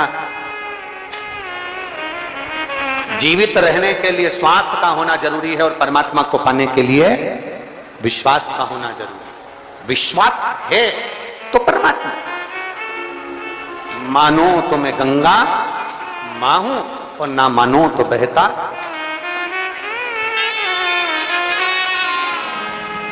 आप मानो तो मैं मां हूं, आप मानो तो मैं गंगा मां हूं, ना मानो तो बहता पानी। आप मानो तो आपके नजदीक में, आपके घर के पास में जो शिवालय है भगवान शंकर का, एक छोटा सा शिवलिंग है। मानो अगर दिल से तुमने मान लिया कि ये केदारनाथ है, दिल से तुमने मान लिया कि ये महाकाल है, दिल से तुमने मान लिया कि भीमा शंकर है, दिल से तुमने मान लिया कि ये मल्लिकार्जुन है, दिल से तुमने मान लिया कि विश्वनाथ है, जिस दिन तुम्हारा मन पर जा, श्रावण के महीने में जब तुम 2 लोटा जल चढ़ाने के लिए जाओगे, श्रावण के महीने में जब तुम 2 लोटा जल चढ़ाने के लिए जाओगे और 2 लोटा जल तक तुम अपने हाथ में लेकर चढ़ाओगे, जिस दिन तुम्हारा चित्त में मन में आ जाए कि आज मैं विश्वनाथ नहीं गई हूं, मैं सावन के महीने में मैंने विश्वनाथ का दर्शन नहीं करा है, सावन के महीने में मैं काशी नहीं गई, सावन के महीने में मैं गंगा के घाट पर नहीं गई, जिस दिन सावन के महीने में तुम्हारे मन में आ जाए, 2 लोटा जल लिया, शंकर जी को चढ़ाते हुए अपने मन में विचार कर लिया कि मेरे विश्वनाथ, मैं तुम्हारे दरवाजे तो नहीं आ सकती, पर मेरे जल में अगर बल होगा तो इस जल को आप वहां से यहां आकर स्वीकार कर लोगे, वो भी चालू कर दो। श्रावण के पूरे महीने 2 लोटा जल अपने घर से लेकर जाओ और अपने घर से जब जल लेकर जाओ तो ये विचार कर कर जाना, आज मैं शिव को काशी में, आज मैं शिव को केदार में, आज शिव को अमरनाथ में, आज शिव को भीमा शंकर में, आज शिव को मल्लिकार्जुन में। और फिर निवेदन करूंगा, जिस बहन को 19 और 20 साल तक भी औलाद नहीं हुई हो तो कृष्णेश्वर महादेव का नाम लेकर 2 लोटा जल तुम्बकेश्वर महादेव का नाम लेकर चढ़ा कर देखना, सावन के बाद में बाबा संतान जरूर देगा, झोली जरूर भरेगा। कहीं नहीं जाना, अपने नजदीक में, अपने घर के पास में, अपने मोहल्ले में, अपनी गली में, अपने चौराहे पर, अपने घर के पास में जो शिवालय हो, जो शंकर का मंदिर हो, वहां जाओ, 2 लोटा जल समर्पित करो और फिर निवेदन करूंगा, जल से ज्यादा जरूरी है मेरे भोलेनाथ जी के मंदिर की सफाई करना।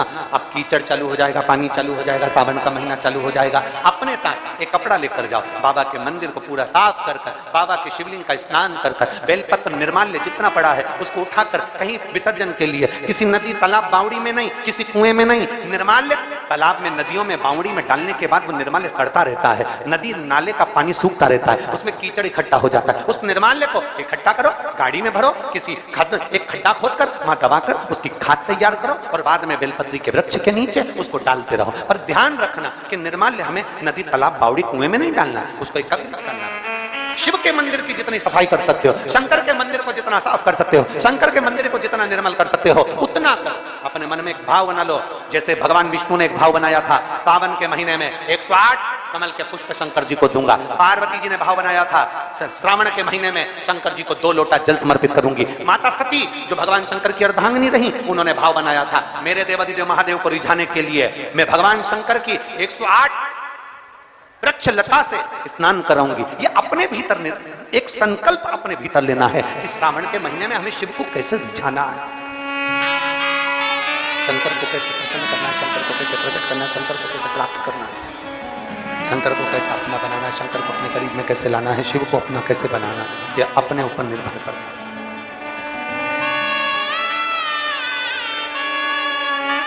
दृढ़ता, अपने भीतर की दृढ़ता शिव के करीब में लाते। एक पत्र है, देखो,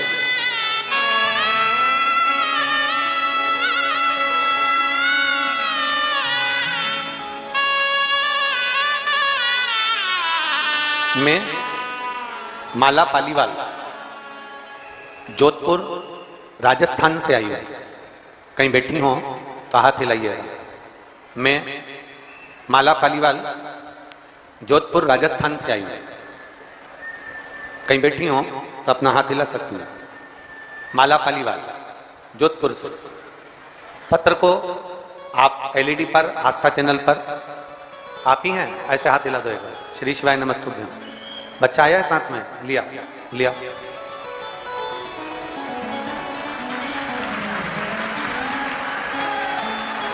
मैं माला पालीवाल, भोलेनाथ का जितना बखान करूं उतना कम है। मुझे मेरे बाबा ने इतना दे दिया कि जितना मेरे बोलने के भी शब्द नहीं। गुरुदेव, कई वर्षों तक तो औलाद नहीं हुई, कई वर्ष तक औलाद नहीं हुई, संतान का सुख नहीं हुई।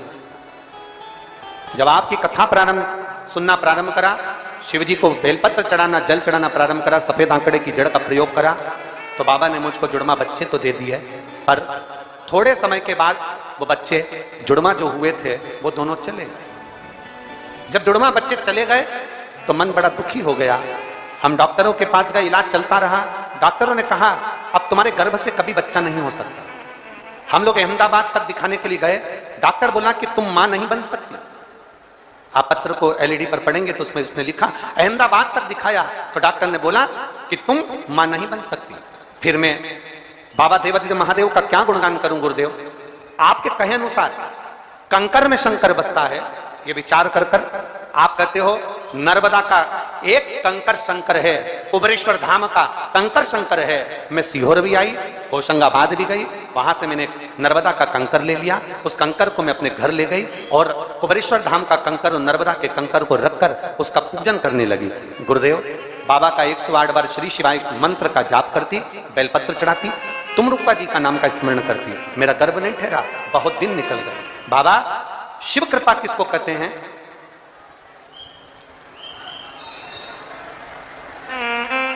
तब मेरे गर्भ में दर्द उत्पन्न हुआ, मेरे पेट में दर्द हुआ, तो डॉक्टर को दिखाने गए तो पता चला कि मेरा गर्भ ठहर गया है। और बाबा की कृपा से, क्या करुणा है मेरे बाबा की, जहां अहमदाबाद का डॉक्टर, राजस्थान का डॉक्टर, जोधपुर के डॉक्टर ने मना कर दिया था कि संतान नहीं होगी, मेरे देवादिदेव महादेव ने मुझे संतान का सुख प्रदान कर दिया। ये शिव कृपा। ये शंकर की उदार। मैं माला पालीवाल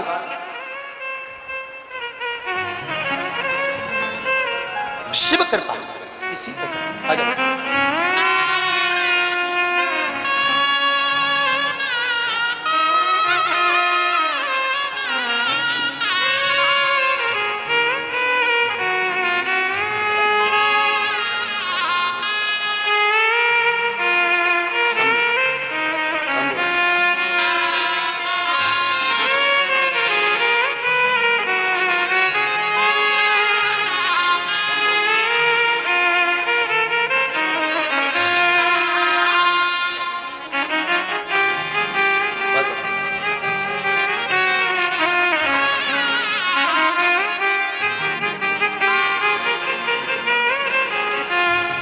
कई वर्षों तक तो संतान नहीं हुई। एक बार संतान हुई, बाबा की कृपा से जुड़मा वो भी दोनों चले गए। आखिरी में डॉक्टर ने मना कर दिया राजस्थान और अहमदाबाद के कि संतान नहीं होगी। तब शिव की आराधना, अकाल मृत्यु वो मरे जो काम करे चंडाल का, काल उसका क्या बिगाड़े जो भक्त हो महाकाल का। शिव की आराधना, शंकर का विश्वास, शंकर पर किया गया भरोसा कभी टूटता नहीं। शिव पर किया गया विश्वास नहीं टूटता। आप क्या, आप लोग इतनी पानी में आए हुए हो, कीचड़ में बैठे हुए हो, छाता लगा लगा कर बैठे हो, जरा आस्था वाले दिखाएं तो कितना पानी भरा पंडाल के अंदर, कितना पानी भरा रोडों पर लोग बैठे हैं। आपको क्या लगता है कि आप यहां से खाली चले जाओगे? आपको लगता है कि खाली चले जाओगे? ये जितने पंडाल में बैठे हो, जितने बाहर बैठे हो, जहां बैठकर कथा सुन रहे हो, 3 महीना इंतजार करना। मेरे बाबा से जो मांग कर आप ले जा रहे हो, बाबा आपको खाली नहीं छोड़ेगा, भर कर जरूर। थोड़ी परीक्षा ले सकता है। पिता को देख रहे, मुस्कुरा रहा, हंस रहा, नानुमा। पिता का ध्यान अपने बेटे पर है। तुम कहां बैठे हो, कहां बैठकर भजन कर रहे हो, कैसे तुम शिवजी के मंदिर में जल चढ़ा रहे हो, तुम्हें कोई अंदाजा ना रहे, पर तुम्हारा जो पिता है, तुम्हारा जो देव अधिदेव महादेव है, उसकी दृष्टि तुम पर जरूर बनी हुई है कि मेरा भक्त कहां बैठा, मेरा भक्त कहां है, मेरा भक्त कहां बैठा। वो दृष्टि उसकी है। वो जानना था कि तुम्हें क्या चाहिए, कैसे आए हो, क्यों आए हो, किस लिए आए हो, कैसे आना हुआ। उसके स्मरण में है ये चीज, उसकी चित्तवृत्ति में है। ब्रह्मा ब्रह्मलोक में रहते हैं, भगवान नारायण बैकुंठ लोक में रहते हैं, इंद्र इंद्र लोक में रहते हैं। पृथ्वी का तो देव है, देव अधिदेव महादेव है। पृथ्वी का कैलाश पर रहते हैं। एक बहू पूर्णा में रहती है, एक बहू इंदौर में रहती है, एक बहू विदिशा में रहती है। तबीयत खराब हो गई तुम्हारी, कौन सी बहू पहले आएगी? बोलो जम के। इंदौर वाली, पुणे वाली, विदिशा वाली, 3 में से कौन आएगी? विदिशा वाली। भले झगड़ा हो, भले लड़ाई हो, भले कैसी भी हो, भले कुछ भी हो, कितना भी झगड़ा कर ली, पर अगर तकलीफ की घड़ी आएगी तो सबसे पहले विदिशा वाली दौड़कर तुम्हारे पास आ जाएगी, आएगी। अगर डॉक्टर ने कह दिया कि शरीर में ये रोग है और ये रोग जाने वाला नहीं है, ये रोग समाप्त होने वाला नहीं, एक बेलपत्र, एक दुर्वा और एक चावल का दाना, सफेद चावल का दाना, एक दाना मात्र अक्षत। सोमेश्वर भगवान शंकर के नाम का उच्चारण कर कर,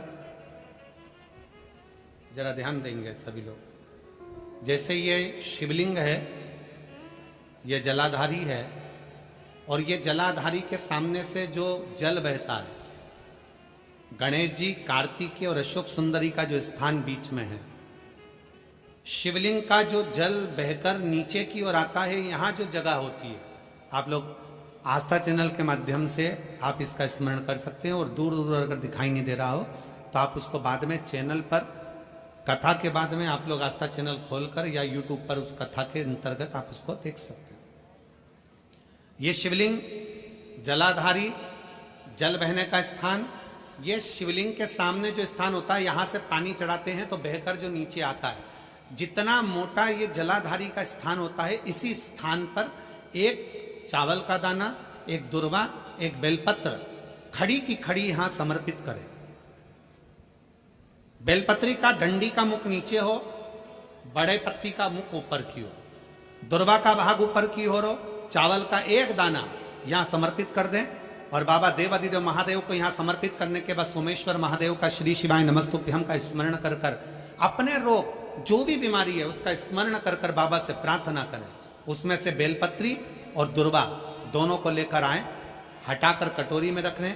एक लोटा जल प्रदोष काल में शंकर भगवान के मंदिर में समर्पित करते हुए और बाबा को प्रार्थना करें। और वो दुर्वा और वो बेलपत्र दोनों को लिए, दुर्वा को उसी शरद पूर्णिमा की रात्रि को चबा चबा कर अच्छे से खा लें जो एक दुर्वा आप लेकर गए हो, और बेलपत्री को दूसरे दिन सुबह के समय पर जब उठें, उठने के बाद ब्रश आदि करने के बाद, स्नान आदि करने के बाद, भोजन आदि करने के पहले उस बेलपत्र, जो छोटी सी बेलपत्र, उसको चबा चबा कर खा लें। कैसा भी रोग है उसका 15 दिन बाद जांच वापिस कराएं, धीरे धीरे उस रोग में आराम लगना प्रारंभ हो जाए। कैसा भी रोग। शरद पूर्णिमा पर चंद्रेश्वर महादेव की शिव महापुराण की कथा फिरोजाबाद के इस पवित्र प्रांगण के अंतर्गत आप और हम श्रवण कर रहे हैं। शिव तत्व की प्राप्ति कैसे हो?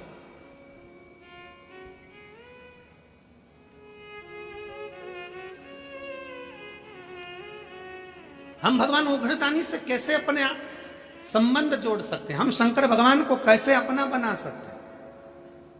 कैसे? और आप तो भाग्यशाली हो फिरोजाबाद वालों। सबसे बड़ी बात तो यह है कि 5 दिन की चंद्रेश्वर कथा तुमको मिली है रोगों के मुक्ति के लिए, रोग समाप्ति के।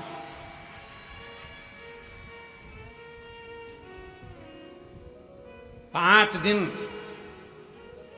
हम मना नहीं करते कि तुम्हारा व्यापार मत करो, खूब व्यापार करो, खूब दुकान पर बैठो, खूब जहां तुम्हारा मन पड़े वहां बैठो, पर 5 दिन में से एक दिन ऐसा निकालना कि कथा के पंडाल में बैठकर, कथा की साक्षी में बैठकर, इस पवित्र भूमि पर जहां हमने पहले भी कहा बस स्टैंड पर रुकती है, ट्रेन रेलवे स्टेशन पर रुकती है, हेलीकॉप्टर हेलीपैड पर उतरता है, और मेरे शंकर भगवान का नंदी शिव महापुराण में उतरता है। उसका स्मरण इस पवित्र भूमि पर बैठकर भगवान शंकर के विरल भक्ति को धारण करो, उतारो। शिव अविरल भक्ति देते। शंकर क्या करेंगे? शिव महापुराण क्या करेगी? शिव तत्व क्या करेगा? कई लोग कहते हैं गुरुजी भगवान ने सारा दुख हमको दे दिया, कई लोग कहते हैं भगवान ने सारा दुख हमको दे दिया, हमारे यहाँ ये हो गया, हमारे वो हो गया, कहीं कुछ ये जीव चले गया, कहीं वो जीव चले गया, कहीं ये तकलीफ आ गई, कहीं वो तकलीफ आ गई। शंकर भगवान को धन्यवाद देना। अगर तुम्हारी प्रिय चीज शंकर भगवान छिना कर ले भी जाएं, तुम्हारा कुछ भगवान ने ले लिया तो भगवान को धन्यवाद दो। भगवान से द्रोह मत करो, भगवान से दुश्मनी मत करो, भगवान की पूजन करना बंद मत करो, शंकर को जल चढ़ाना बंद मत करो। अगर तुम्हारा कोई प्रिय तुमसे भगवान लेकर भी चले जाए तो शंकर भगवान को धन्यवाद देना कि पूरे संसार में तूने अमीर मुझको समझा, सेठ मुझको समझा, इसलिए मेरे दरवाजे से आकर कुछ लेकर गया है। संसार में मेरे जैसा सेठ नहीं मिला तुझको जो मेरे दरवाजे पर मांगने आया और मेरी प्रिय वस्तु तू लेकर चले गए। जिसको मैं बहुत प्रेम करती, जिसको मैं बहुत स्नेह करता, तूने वो ले लिया मुझसे। परमात्मा को धन्यवाद देना कि तूने मांगा भी तो मुझसे मांगा। उसको मालूम है कि किसके दरवाजे से लिया जाता। थोड़ा सा दुख आया, हम परमात्मा को छोड़ दिए। थोड़ी सी तकलीफ आई, हमने भगवान का भजन करना छोड़ दिया। थोड़ा सा कष्ट आया, हमने भगवान का भजन करना छोड़ दिया।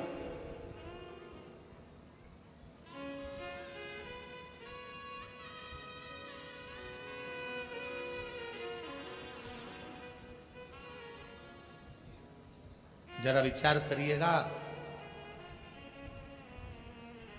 दुनिया के लोग कहते हैं गुरुजी मैंने पूरी किताब लिख दी।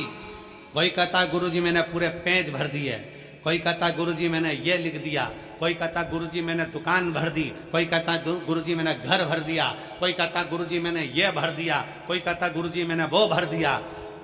तुमने दुकान भरी, घर भरा, किताब भरी, कॉपी भरी, तुमने जो भरा, भरने में कुछ खाली भी हुआ है। किताब भर रहे थे, कॉपी भर रहे थे, तो पेन खाली हुआ। बोलो हुआ कि नहीं हुआ?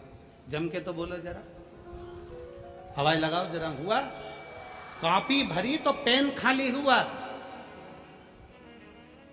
घर भरा, दुकान भरी, गोदाम भरा, परिवार में धन भरा, तो कुछ खाली हुआ। क्या? बचपन, जवानी, अधेड़ी सब खाली हो गया। सारा की सारा निचोड़ लिया भरने में, और बुढ़ापा आया तब मालूम पड़ा कि मैंने सब कुछ भरा पर अपने आप को खाली कर लिया। सब खल्लास।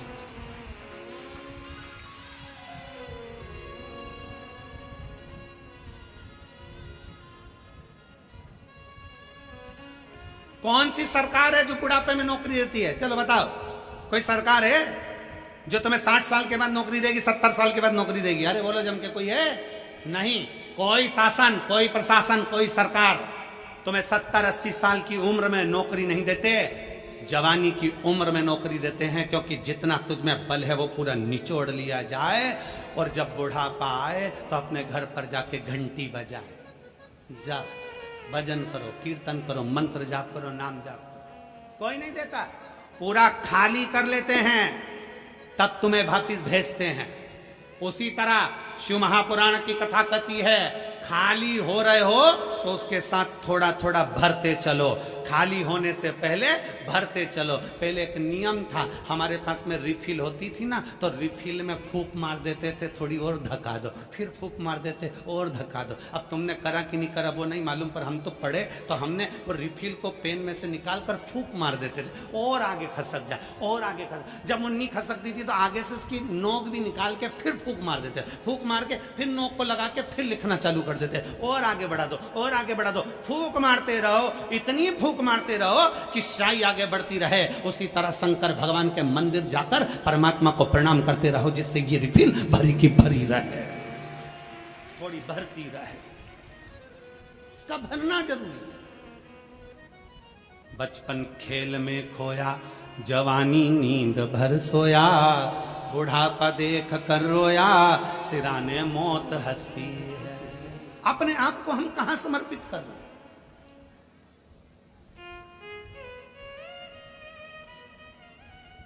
अपने आप को हम कहां दे रहे हैं?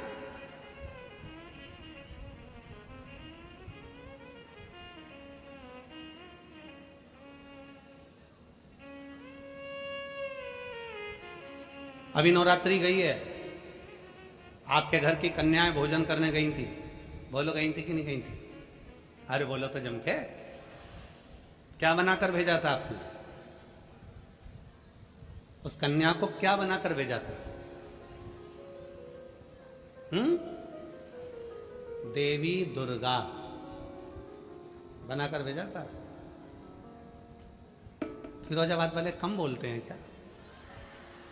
अच्छा, मैं समझा कि मौन व्रत ले लिया हो तुम सब ने। बनाकर भेजा था।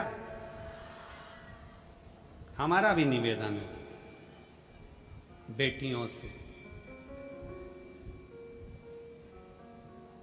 कितनी बेटी हैं यहाँ? खड़ी हो जाओ तो जरा।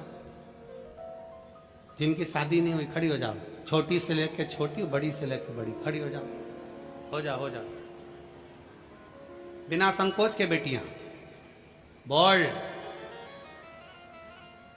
मेरा इन बेटियों से निवेदन है, जितनी खड़ी हैं और जितनी आस्था चैनल पर कथा सुन रही हैं, जितनी फेसबुक यूट्यूब पर कथा सुन रही हैं, दुर्गा बनिए, काली बनिए, झांसी की रानी बनिए, पर लव जिहाद का शिकार मत बनिए।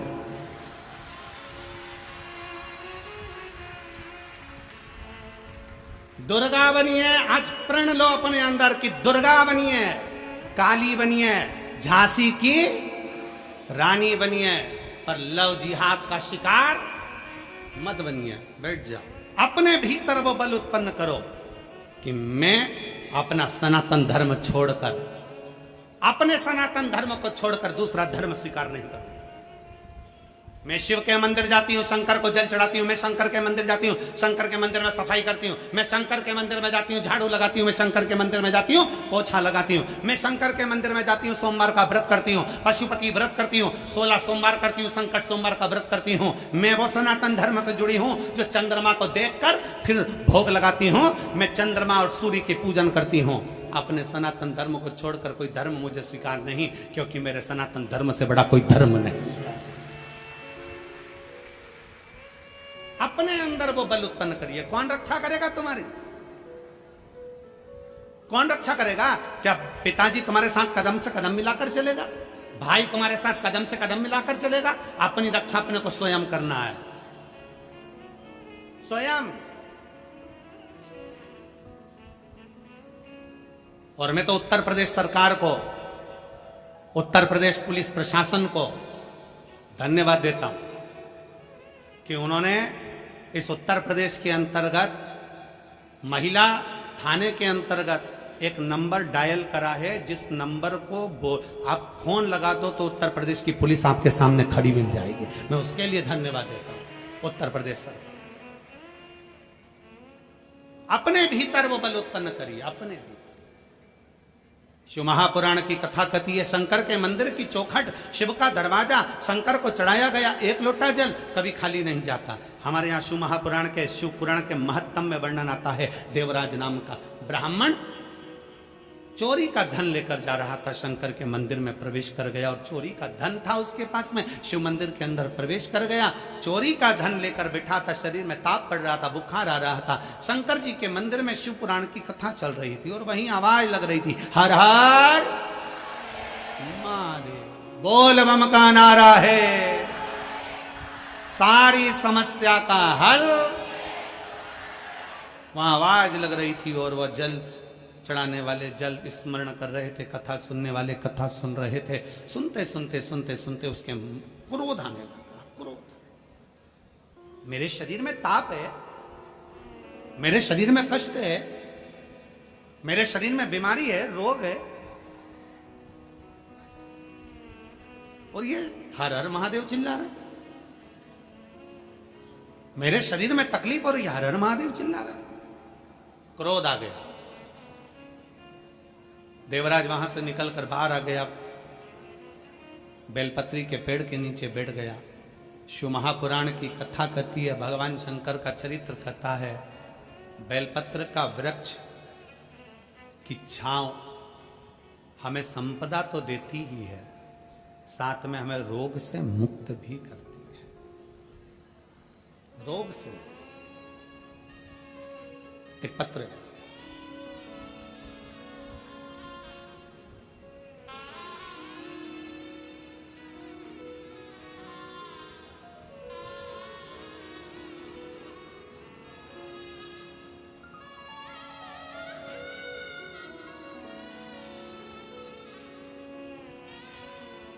मेरा नाम रीना आर्य है। मेरा मोबाइल नंबर ये है, रीना आर्य।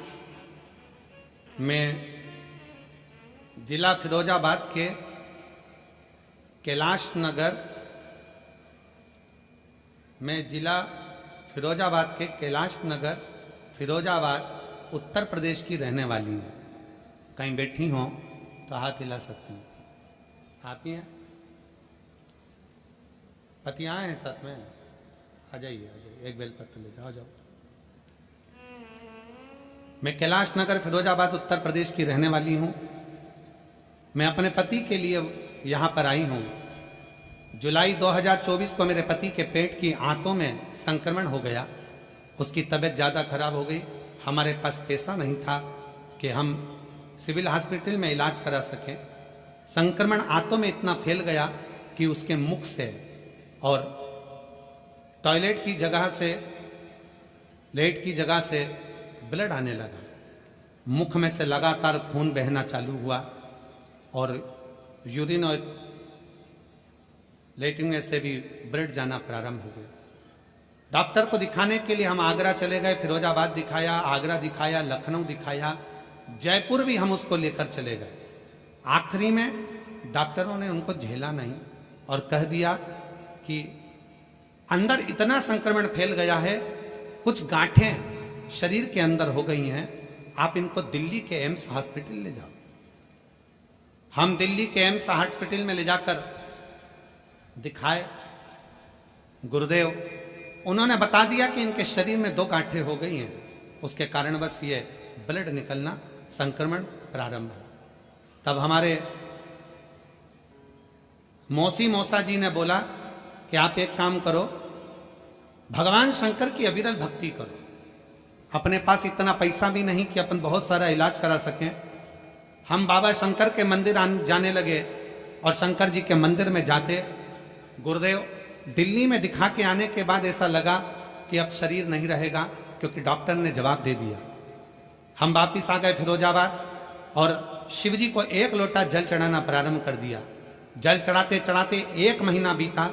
आप अपनी कथा में कहते हो कि शंकर पर चढ़ी हुई बेलपत्र खाइए, शिव जी का चढ़ा हुआ जल पीजिए और बाद में डॉक्टर को जाकर जांच कराइए।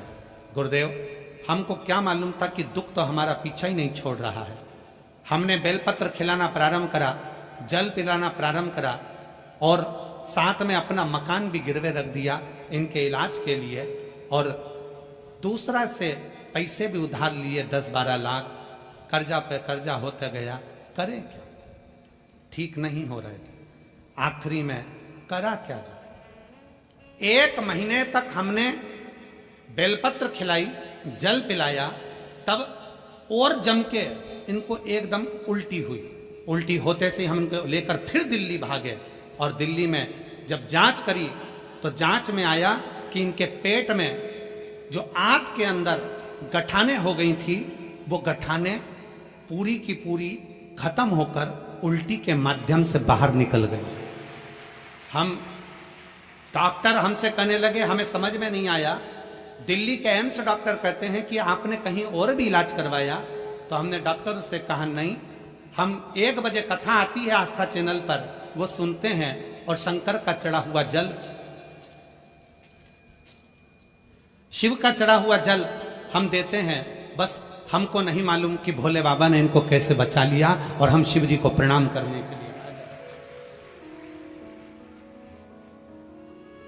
और तेरी कृपा बिना नहीं एक अणु लेते श्वास तेरी कृपा से तनो तनो, बखान क्या करूं मैं, राखोगे का चपटी भगोत में खजाना कोई का, गंगाधार मुक्तिद्वार ओंकार तू, भोले ओंकार तू, आयो शक्ति शंभु द्वार।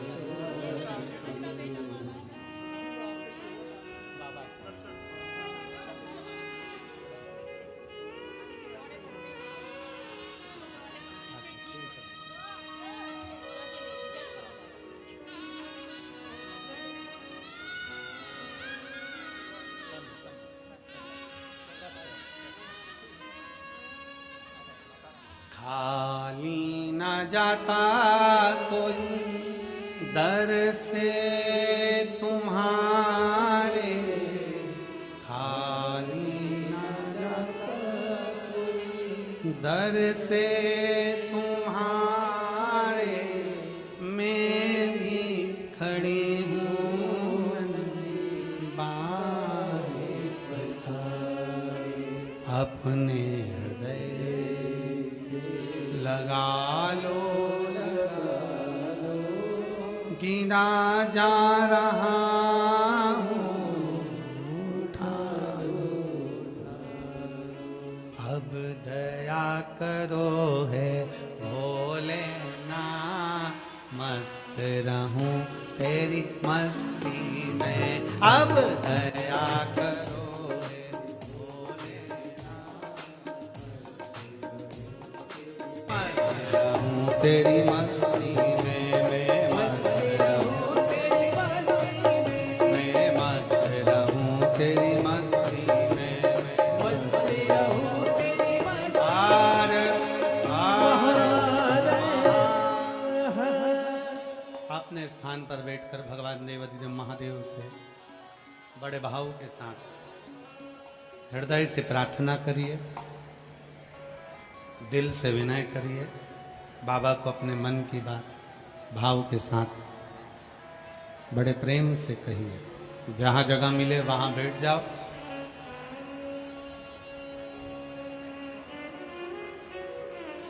जहां जगह मिले, जरूरी नहीं कि पंडाल में जगह नहीं हो, आप लोग बाहर बैठ जाओ, बैठ कर बोलो। कार्यकर्ता भी जितने खड़े हैं, बाबा से प्रार्थना करने का मौका तुमको भी बार बार नहीं मिलेगा। कोई फिरोजाबाद में हर रोज कथा नहीं हो रही, वो तो कहीं शंकर भगवान कृपा कर दिए, जो ये शरद पूर्णिमा के पावन अवसर पर 5 दिवसीय कथा मिली है। तो आपको भी जहां जगह मिले वहां बैठकर दिल से बाबा से प्रार्थना करिए। इसी प्रार्थना को करने के लिए लोग इतनी इतनी दूर से चलकर पहुंचते हैं। साथ में बोलिएगा, हृदय से बोलिएगा और बाबा को अपने मन की बात कहिए।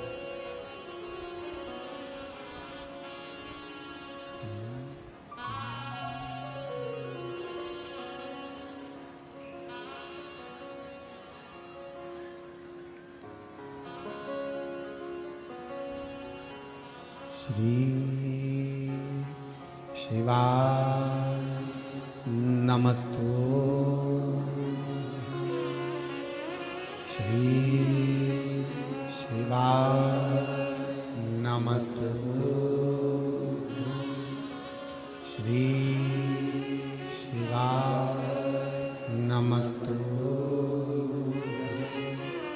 श्री शिवाय नमस्तु, श्री शिवाय नमस्तु। भोला सब दुख काटो हमारा, ओ भोला सब दुख काटो हमारा। शिव शंकर जपो तेरी माला, भोले बाबा जपो तेरी माला, भोला सब दुख काटो हमारा, ओ भोला सब दुख काटो हमारा। वेश है मंगल मंगलकारी, वेश है मंगल मंगलकारी। शमशान वासी हमारा, शमशान वासी हमारा, ओ भोला सब दुख काटो हमारा, ओ भोला सब दुख काटो।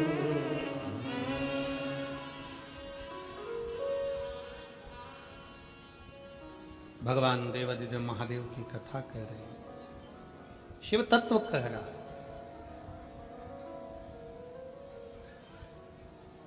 शिव केवल विश्वास के बल पर मिलते हैं। आपका भरोसा है तो शंकर आपके करीब में है, भरोसा नहीं है शिव आपसे दूर। रामचरितमानस में शंकर भगवान को विश्वास कहा गया, रामचरितमानस में पार्वती जी को श्रद्धा कहा। केवल एक विश्वास और श्रद्धा शिव को हमारे पास में लेकर है।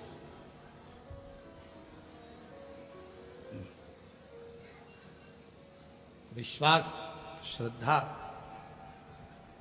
देवराज नामक का ब्राह्मण बहुत अच्छे से जिंदगी जी रहा था, कोई कमी नहीं थी। भगवान अगर जन्म देता है ना तो ऐसा नहीं कि पेट नहीं भरता, भरता है।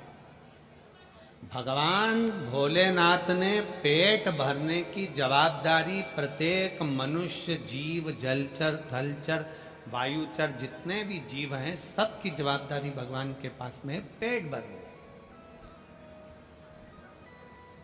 पेटी भरने की जवाबदारी भगवान की नहीं,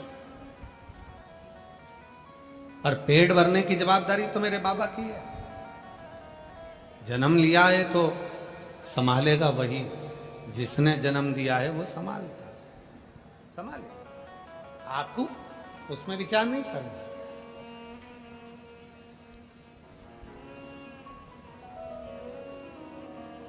देवराज पत्नी, बच्चे सब अच्छे से।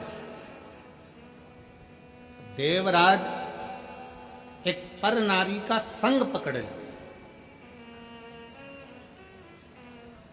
हमने पहले भी कथा में कहा, फिर फिरोजाबाद की इस कथा में कहते हैं पर स्त्री पर धन।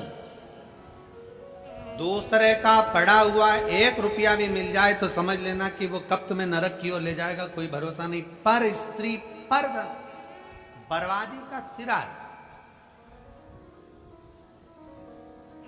तुम क्या सोचते हो कि अगर किसी का पड़ा हुआ रोड पे मोबाइल मिल गया तो तुम खुश हो जाओगे? नहीं। किसी की पड़ी हुई अठन्नी भी मिल जाए, चवन्नी भी मिल जाए, 1 रुपया भी मिल जाए, किसी का पड़ा हुआ मोबाइल भी मिल जाए, समझ लेना तुम्हारे लिए शून्य के बराबर अगर पड़ा हुआ मिला है वो बर्बादी का केंद्र भी।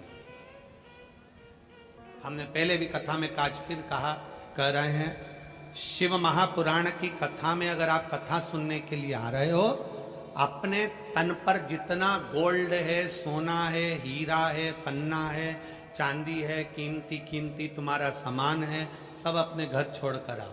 मेरे भगवान तो खुद डायमंड हैं। अपने तन पर डायमंड पहन कर मत आओ, शंकर रूपी डायमंड को अपने घर लेकर चले जाओ।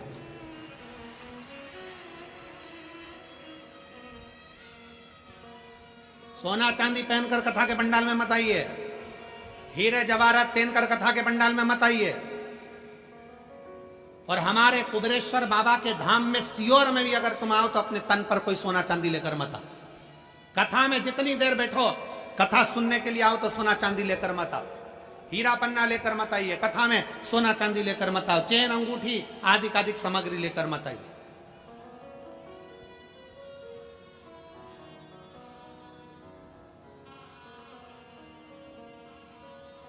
अपने कीमती जूता चप्पल भी घर छोड़ आओ। हम तो बाबा के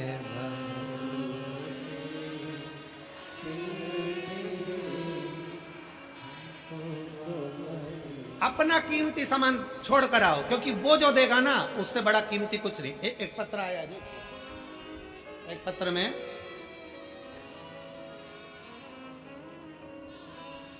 विधु दीक्षित फिरोजाबाद की है। विधु दीक्षित फिरोजाबाद की, कहीं बैठी हो तो हाथ हिला सकती है। विधु दीक्षित फिरोजाबाद, कहीं बैठी हो तो हाथ हिला सकती है। मैं विधु दीक्षित फिरोजाबाद। गुरुजी, भोले बाबा का मैं क्या वर्णन करूं गुरुदेव, मैं कह नहीं सकती। गुरुजी, मेरा 13 वर्ष का बेटा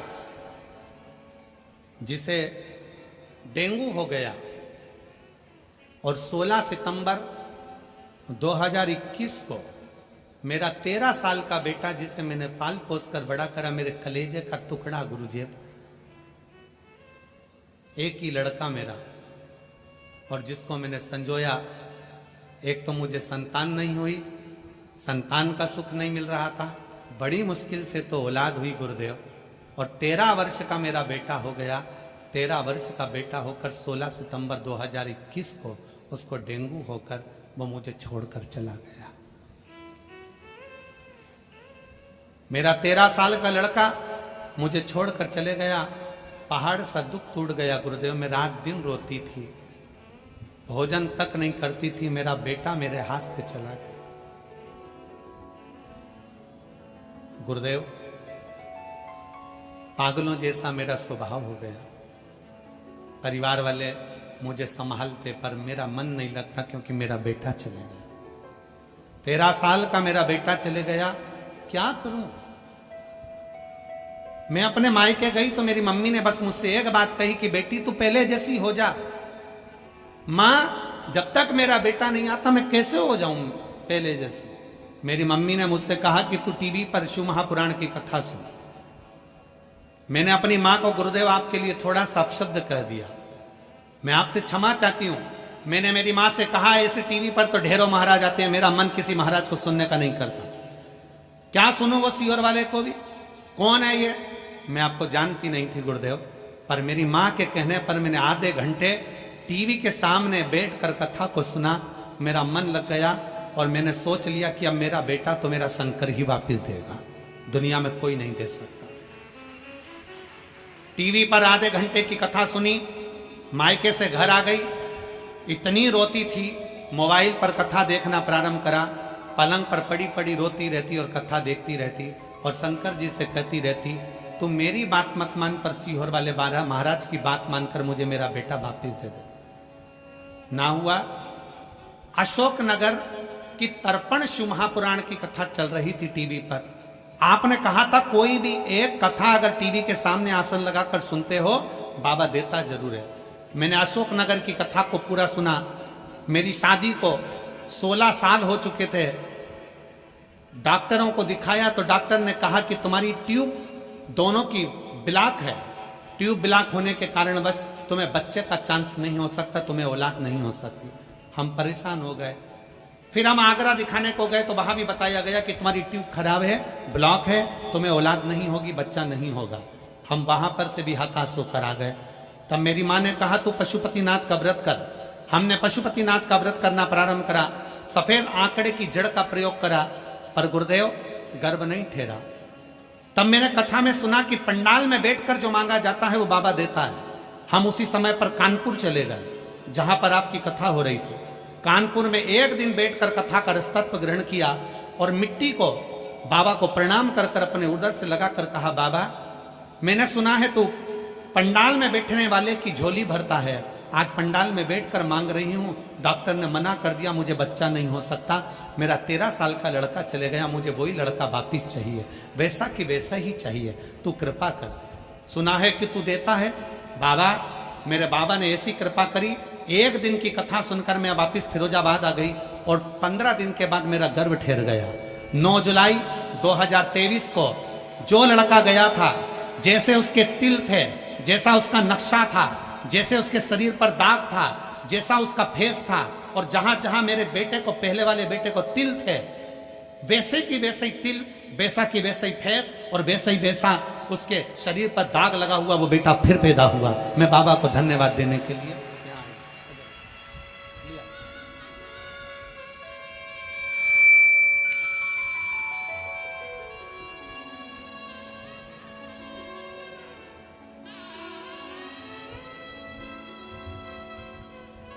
तो मतलब खुश हो, रोना नहीं चाहिए। प्रणाम करो बाबा को,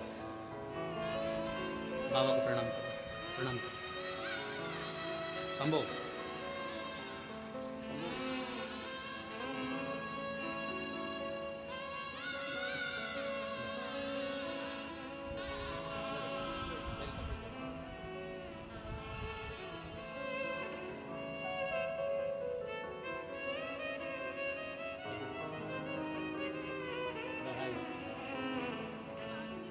बाबा ने दिया, बाबा ने दिया, बाबा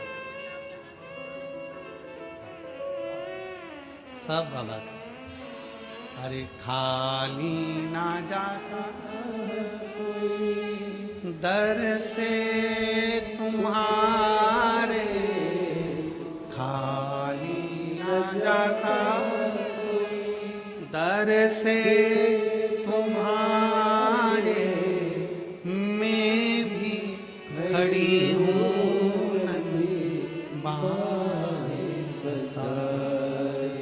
अपने हृदय लगा लो, लगा लो, गिरा जा रहा हूँ, उठा लो,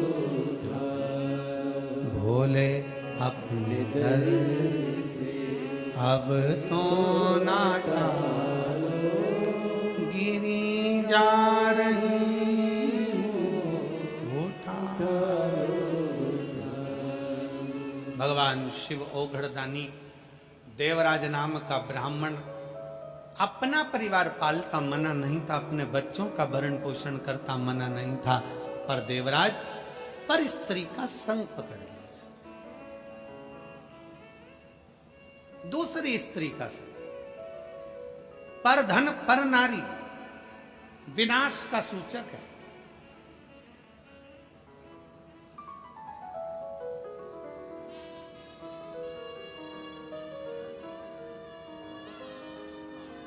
तुम्हारी स्वयं की पत्नी जो बिना सोचे समझे तुमसे प्रेम करती है, विवाह कर कर तुम्हारे साथ आई है, वो तुम्हारा चेहरा देखकर खुश होती है। और पर स्त्री जिसके पीछे तुम दिन रात लगे रहो, वो तुम्हारी जेब देखकर तुम्हारा संग करती है। तुम्हारा जेब, तुम्हारा धन देखकर तुम्हारा संग करती है। थोड़ा दूर, थोड़ा दूर।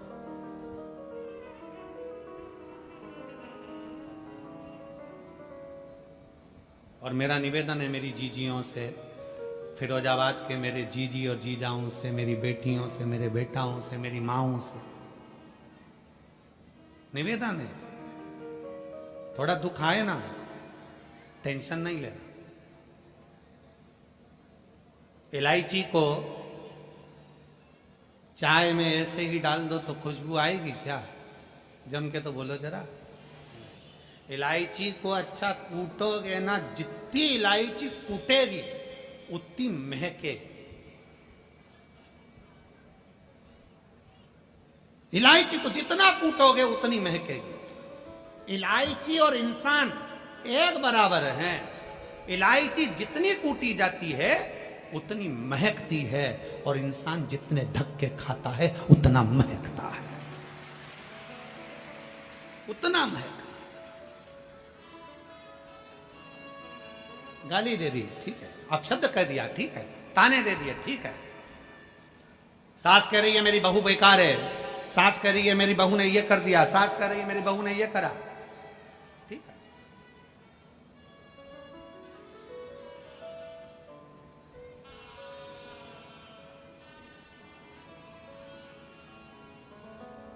अभी हम जहाँ ठहरे हैं ना ऑर्चिड में, तो वहां पर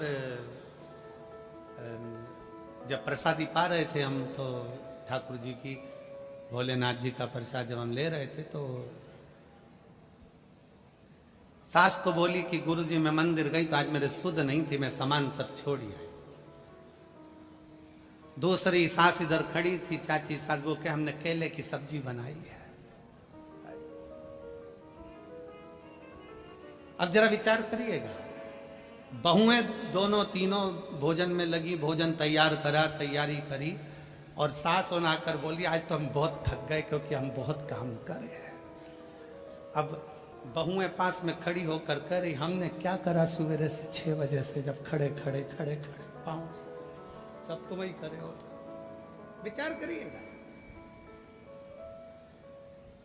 चित्त वृत्ति में, हृदय में कभी यह विचार ना करिए कि दुख हमारे ऊपर जाता है। ना ना ना, शिव महापुराण की कथा कहती है जब ज्यादा ठोकर मिलती है, ज्यादा धक्के खाते हो, समझ लेना फिर वही बात लेकर आए हैं। रेस के घोड़े को नहीं मालूम कि मुझे जीतना है कि हारना है। रेस का घोड़ा मैदान में जीतने के लिए नहीं खड़ा है। रेस के घोड़े को तो जो मालिक कोड़े मारता है, घोड़ा भागता है। मालिक चुप होता है, घोड़ा भागता है। कोड़े पर कोड़े मालिक मार रहा है, भाग भाग, कोड़े पर कोड़े मारता है। रेस का घोड़ा भागते भागते जीत जाता है। उसको नहीं मालूम कि मुझे जीतना है। कोड़े पड़ रहे हैं, वो भाग रहा है। लोग हंस रहे हैं कि इसका घोड़ा जीत गया। मालिक कोड़े मार रहा है और घोड़ा रेस में जीत जाता है। उसी तरह जब दुख पर दुख पड़ते जाएं, तकलीफ पर तकलीफ आती चली जाए, समझ लेना मालिक ने रेस का घोड़ा बनाकर भेजा है, जिताकर मानेगा।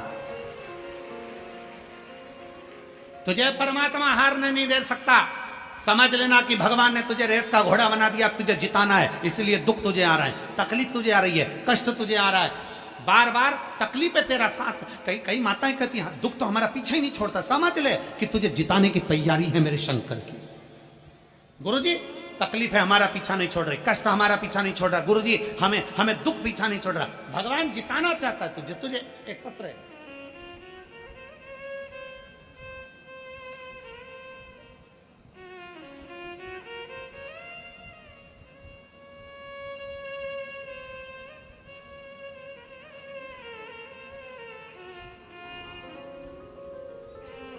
मेरा नाम जमुना देवी, हाथरस उत्तर प्रदेश की निवासी हूं। जमुना देवी कहीं बैठी हो, हाथरस उत्तर प्रदेश से हैं, अगर कहीं बैठी हो तो हाथ हिला सकती हैं। जमुना देवी आप ही हैं? आ जाइए, बेलपत्र ले जाओ जाओ। मेरा नाम जमुना देवी, हाथरस उत्तर प्रदेश की निवासी हूं। मेरा मोबाइल नंबर ये है। बाबा का मैं क्या गुणगान करूं गुरुदेव। मेरा बेटा सरकारी नौकरी की तैयारी कर रहा था, लेकिन उसकी नौकरी नहीं लगी। वह पढ़ने में होशियार था, फिर भी उसकी नौकरी नहीं लग रही, सफलता उसके हाथ में नहीं आ रही थी। मेरा बेटा हार चुका था, उसने कह दिया कि मां अब सब छोड़ता हूं, अब मैं तैयारी नहीं करूंगा। मैंने अपने बेटे से कहा, वो सियोर वाला महाराज कहता है इतनी मेहनत करो, इतनी पढ़ाई करो कि अभी तक जितने पढ़े हो उससे 4 गुना पढ़ो। सियोर वाला महाराज कहता है कि खूब पढ़ो, अपनी मेहनत को 4 गुना कर लो, अपने कर्म को 4 गुना करो, परमात्मा पर भरोसा करो। आखिरी में एक बेलपत्र समर्पित कर कर बाबा के फिर कंपटीशन एग्जाम में बैठो। मेरे बेटे ने कहा, मां क्या बेलपत्र पर शहद लगाने से शंकर भगवान स्वीकार करेंगे? नहीं, सियोर वाला महाराज कहता है कि मेहनत भी 4 गुनी करना पड़ेगा, तब शहद लगाकर शिव को समर्पित करना पड़ेगा। मेरे बेटे ने कहा, मैं इतने समय से कर रहा हूं, 4-5 साल हो गए कंपटीशन एग्जाम को, फल तो मिल नहीं रहा, एक बार तुम्हारे सियोर वाले महाराज का कहना मानता हूं। गुरुदेव उसी समय पर मेरे बेटे ने शंकर के मंदिर जाना चालू करा। हमको मालूम पड़ा कि कोसी कला मथुरा में आपकी कथा होने वाली है। मैंने अपने बेटे से कहा कि मैंने सुना है कि पंडाल में बैठकर जो मांगा जाता है वो बाबा देता है, तू मेरे साथ एक दिन के लिए कोसी कला चल, अपन पंडाल में बैठेंगे, कथा सुनेंगे और आ जाएंगे। मेरा बेटा मुझे पंडाल में कथा सुनाने के लिए लेकर गया। 1.5 किलोमीटर दूर हमने गाड़ियों को रोका, वहां से पैदल चलकर हम कथा के पंडाल में पहुंचे। आप लोग तो किस्मत वाले हो, 1.5 किलोमीटर भी नहीं चढ़ना पड़ता, हाईवे से उतरे और पंडाल में आके बैठ जाते हो। और ये सबसे बड़ा बल है पुलिस प्रशासन। पुलिस प्रशासन ने जो व्यवस्था करी है कि हाईवे भी जाम ना हो और आप लोग सुरक्षा के साथ कथा में बैठ जाओ। एक बार पुलिस प्रशासन के लिए जोरदार ताली बजाओ। मैं यहाँ के collector, SP, SSP, SDM, TI, commissioner आदि को धन्यवाद देता हूं, जिन्होंने इतनी सुंदर व्यवस्था हाईवे पर लगा रखी है। बहुत बहुत साधुता। हम लोग 1.5 किलोमीटर दूर पैदल चलकर कोसी कला में कथा सुनने के लिए पहुंचे। कथा पंडाल में कथा चालू हो गई थी। हमको केवल भीड़ के कारण 1 घंटे की कथा मिली। हम बैठकर कथा सुने। मैंने अपने बेटे के लिए कहा कि भगवान ये बहुत टूट चुका है, मैंने सुना है कि तू पंडाल में बैठने वाले की झोली भरता है, मेरे बेटे की सरकारी नौकरी लगा दे। मेरे बेटे ने भी भगवान को प्रणाम किया, बाबा को नमन कर कर हम आ गए। 3 महीना भी पूरा नहीं हुआ और बेटे ने एक एग्जाम दिया और बाबा की कृपा से 3 एग्जाम, बेटे ने 2 एग्जाम पहले दिए और 1 एग्जाम अभी दिया, तीनों का रिजल्ट एक साथ आ गया और बेटे के लिए 3 सरकारी नौकरियां सामने आ गई। अब 3 नौकरी में से 1 नौकरी मेरे बेटे ने चूज करी, छाटा, और बाबा की कृपा से आज मेरा बेटा सरकारी नौकरी में लगा। मैं बाबा को यहाँ धन्यवाद देने के लिए आया, शिव को प्रणाम करने के लिए। जमुना देवी, हाथरस उत्तर प्रदेश निवासी, मोबाइल नंबर मेरा। शिव तत्व जिस भरोसे के साथ, जिस विश्वास के साथ, अजय, जिस भरोसे के साथ, जिस विश्वास के साथ हम शिव को श्रवण करते हैं, शंकर को भजते हैं,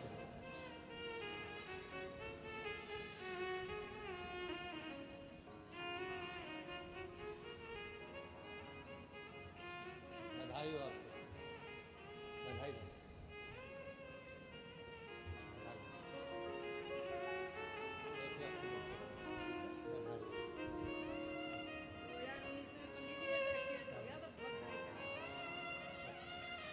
शंभु शरणे मांगू घड़ी रे घड़ी दुख काटो दया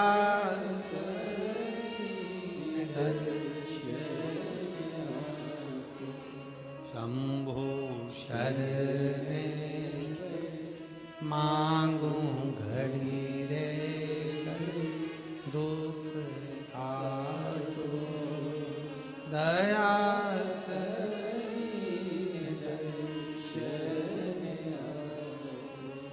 तत्व शंकर का हमारे जीवन को सुख देने वाला, शिव तत्व हमारे भीतर सुख प्रदान करने वाला। देवराज जान नहीं पाया, एक पर स्त्री के चक्कर में उसने अपना पूरा जीवन बर्बाद कर लिया। राजा के घर की पत्नी रानी का हार चुरा कर लेकर आ रहा था, चोरी का धन लेकर शिवालय में चले गया क्योंकि दूत उसको पकड़ने के लिए।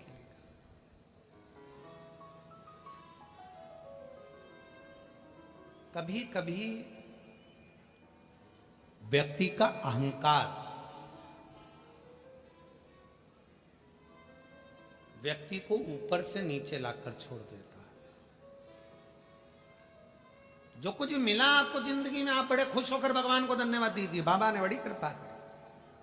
अभी हमने कथा शुरू हुई तब आपसे क्या कहा, 5 दिन तो मिले ना, ये मत सोचो कि 2 दिन कम हो गए। भगवान से कहो जितना मिला वो कम नहीं मिला। भगवान भोलेनाथ से कहो 5 दिन में भी हम इतना बटोर लेंगे मेरे भोले बाबा कि हमारे जिंदगी का आनंद पा लेंगे। 5 दिन मिले ना, बहुत है, बहुत। और कोई कहे कि पंडाल में जगह नहीं है, यहां जगह नहीं है, भीड़ बहुत है, तो ये तो देखिए बाबा को पाना सरल विषय नहीं है।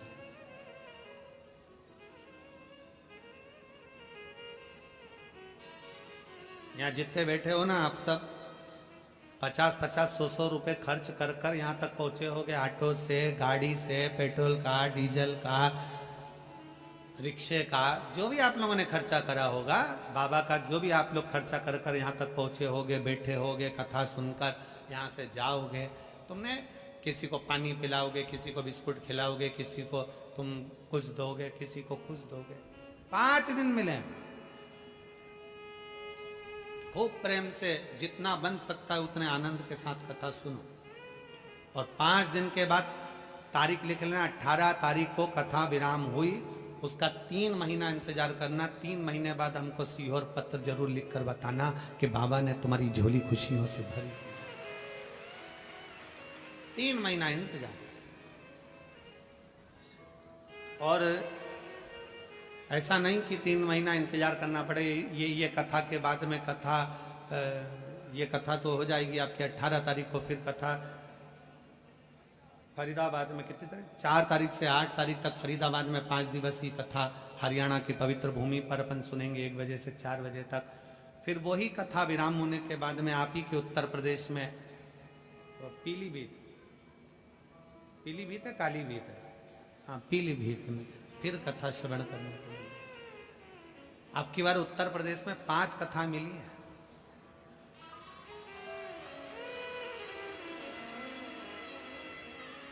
ये दूसरी चल रही है, हापुड़ हुई, हापुड़ के बाद में फिरोजाबाद की हुई, फिर इसके बाद में पीलीभीत आ जाएगी, फिर काशी आ जाएगी, फिर एक कथा बीच में एक उत्तर प्रदेश में और है। ऐसे कथाओं का क्रम निरंतर चल रहा। दिल से सुनो, ए फिरोजाबाद वाली जीजियों, बाबा से दिल से कहो, दिल से प्रार्थना करो, दिल से विनय करो, सुनेगा। देवराज नाम के ब्राह्मण जैसा छल प्रपंच नहीं। एक पर स्त्री का संग मानकर अपनी पत्नी को धक्का मारकर निकाल दिया, पर स्त्री का संग कर अपने बच्चों पर ध्यान नहीं दिया, पर स्त्री का संग कर गलत संगत में पड़ गए। और हमने पहले भी कहा, ताली, थाली और प्याली कब व्यक्ति को बर्बाद कर देती है मालूम ही नहीं पड़ पाता। प्रशंसा, ताली व्यक्ति को बर्बाद कर देती है। थाली, होटल में ज्यादा खाओगे एक दिन बर्बाद के सिरे पर पहुंच जाओगे। और प्याली, पीने का शौक नहीं था पर दोस्तों ने अपने पैसे से पिलाना चालू करा, फिर खुद के पैसे से पीना चालू करा, कब बर्बादी के सिरे पर पहुंच जाओगे मालूम नहीं पड़ेगा। ताली, थाली और प्याली ये बर्बाद कर कर छोड़ती। और फिर निवेदन है, पानी में डूबने वाले को बचाया जा सकता है पर प्याली में डूबने वाले को बचाना कठिन है, कठिन। थोड़ा बच, देवराज बच नहीं पाए, बचन भटकता रहा इधर उधर। इसलिए शास्त्र कहा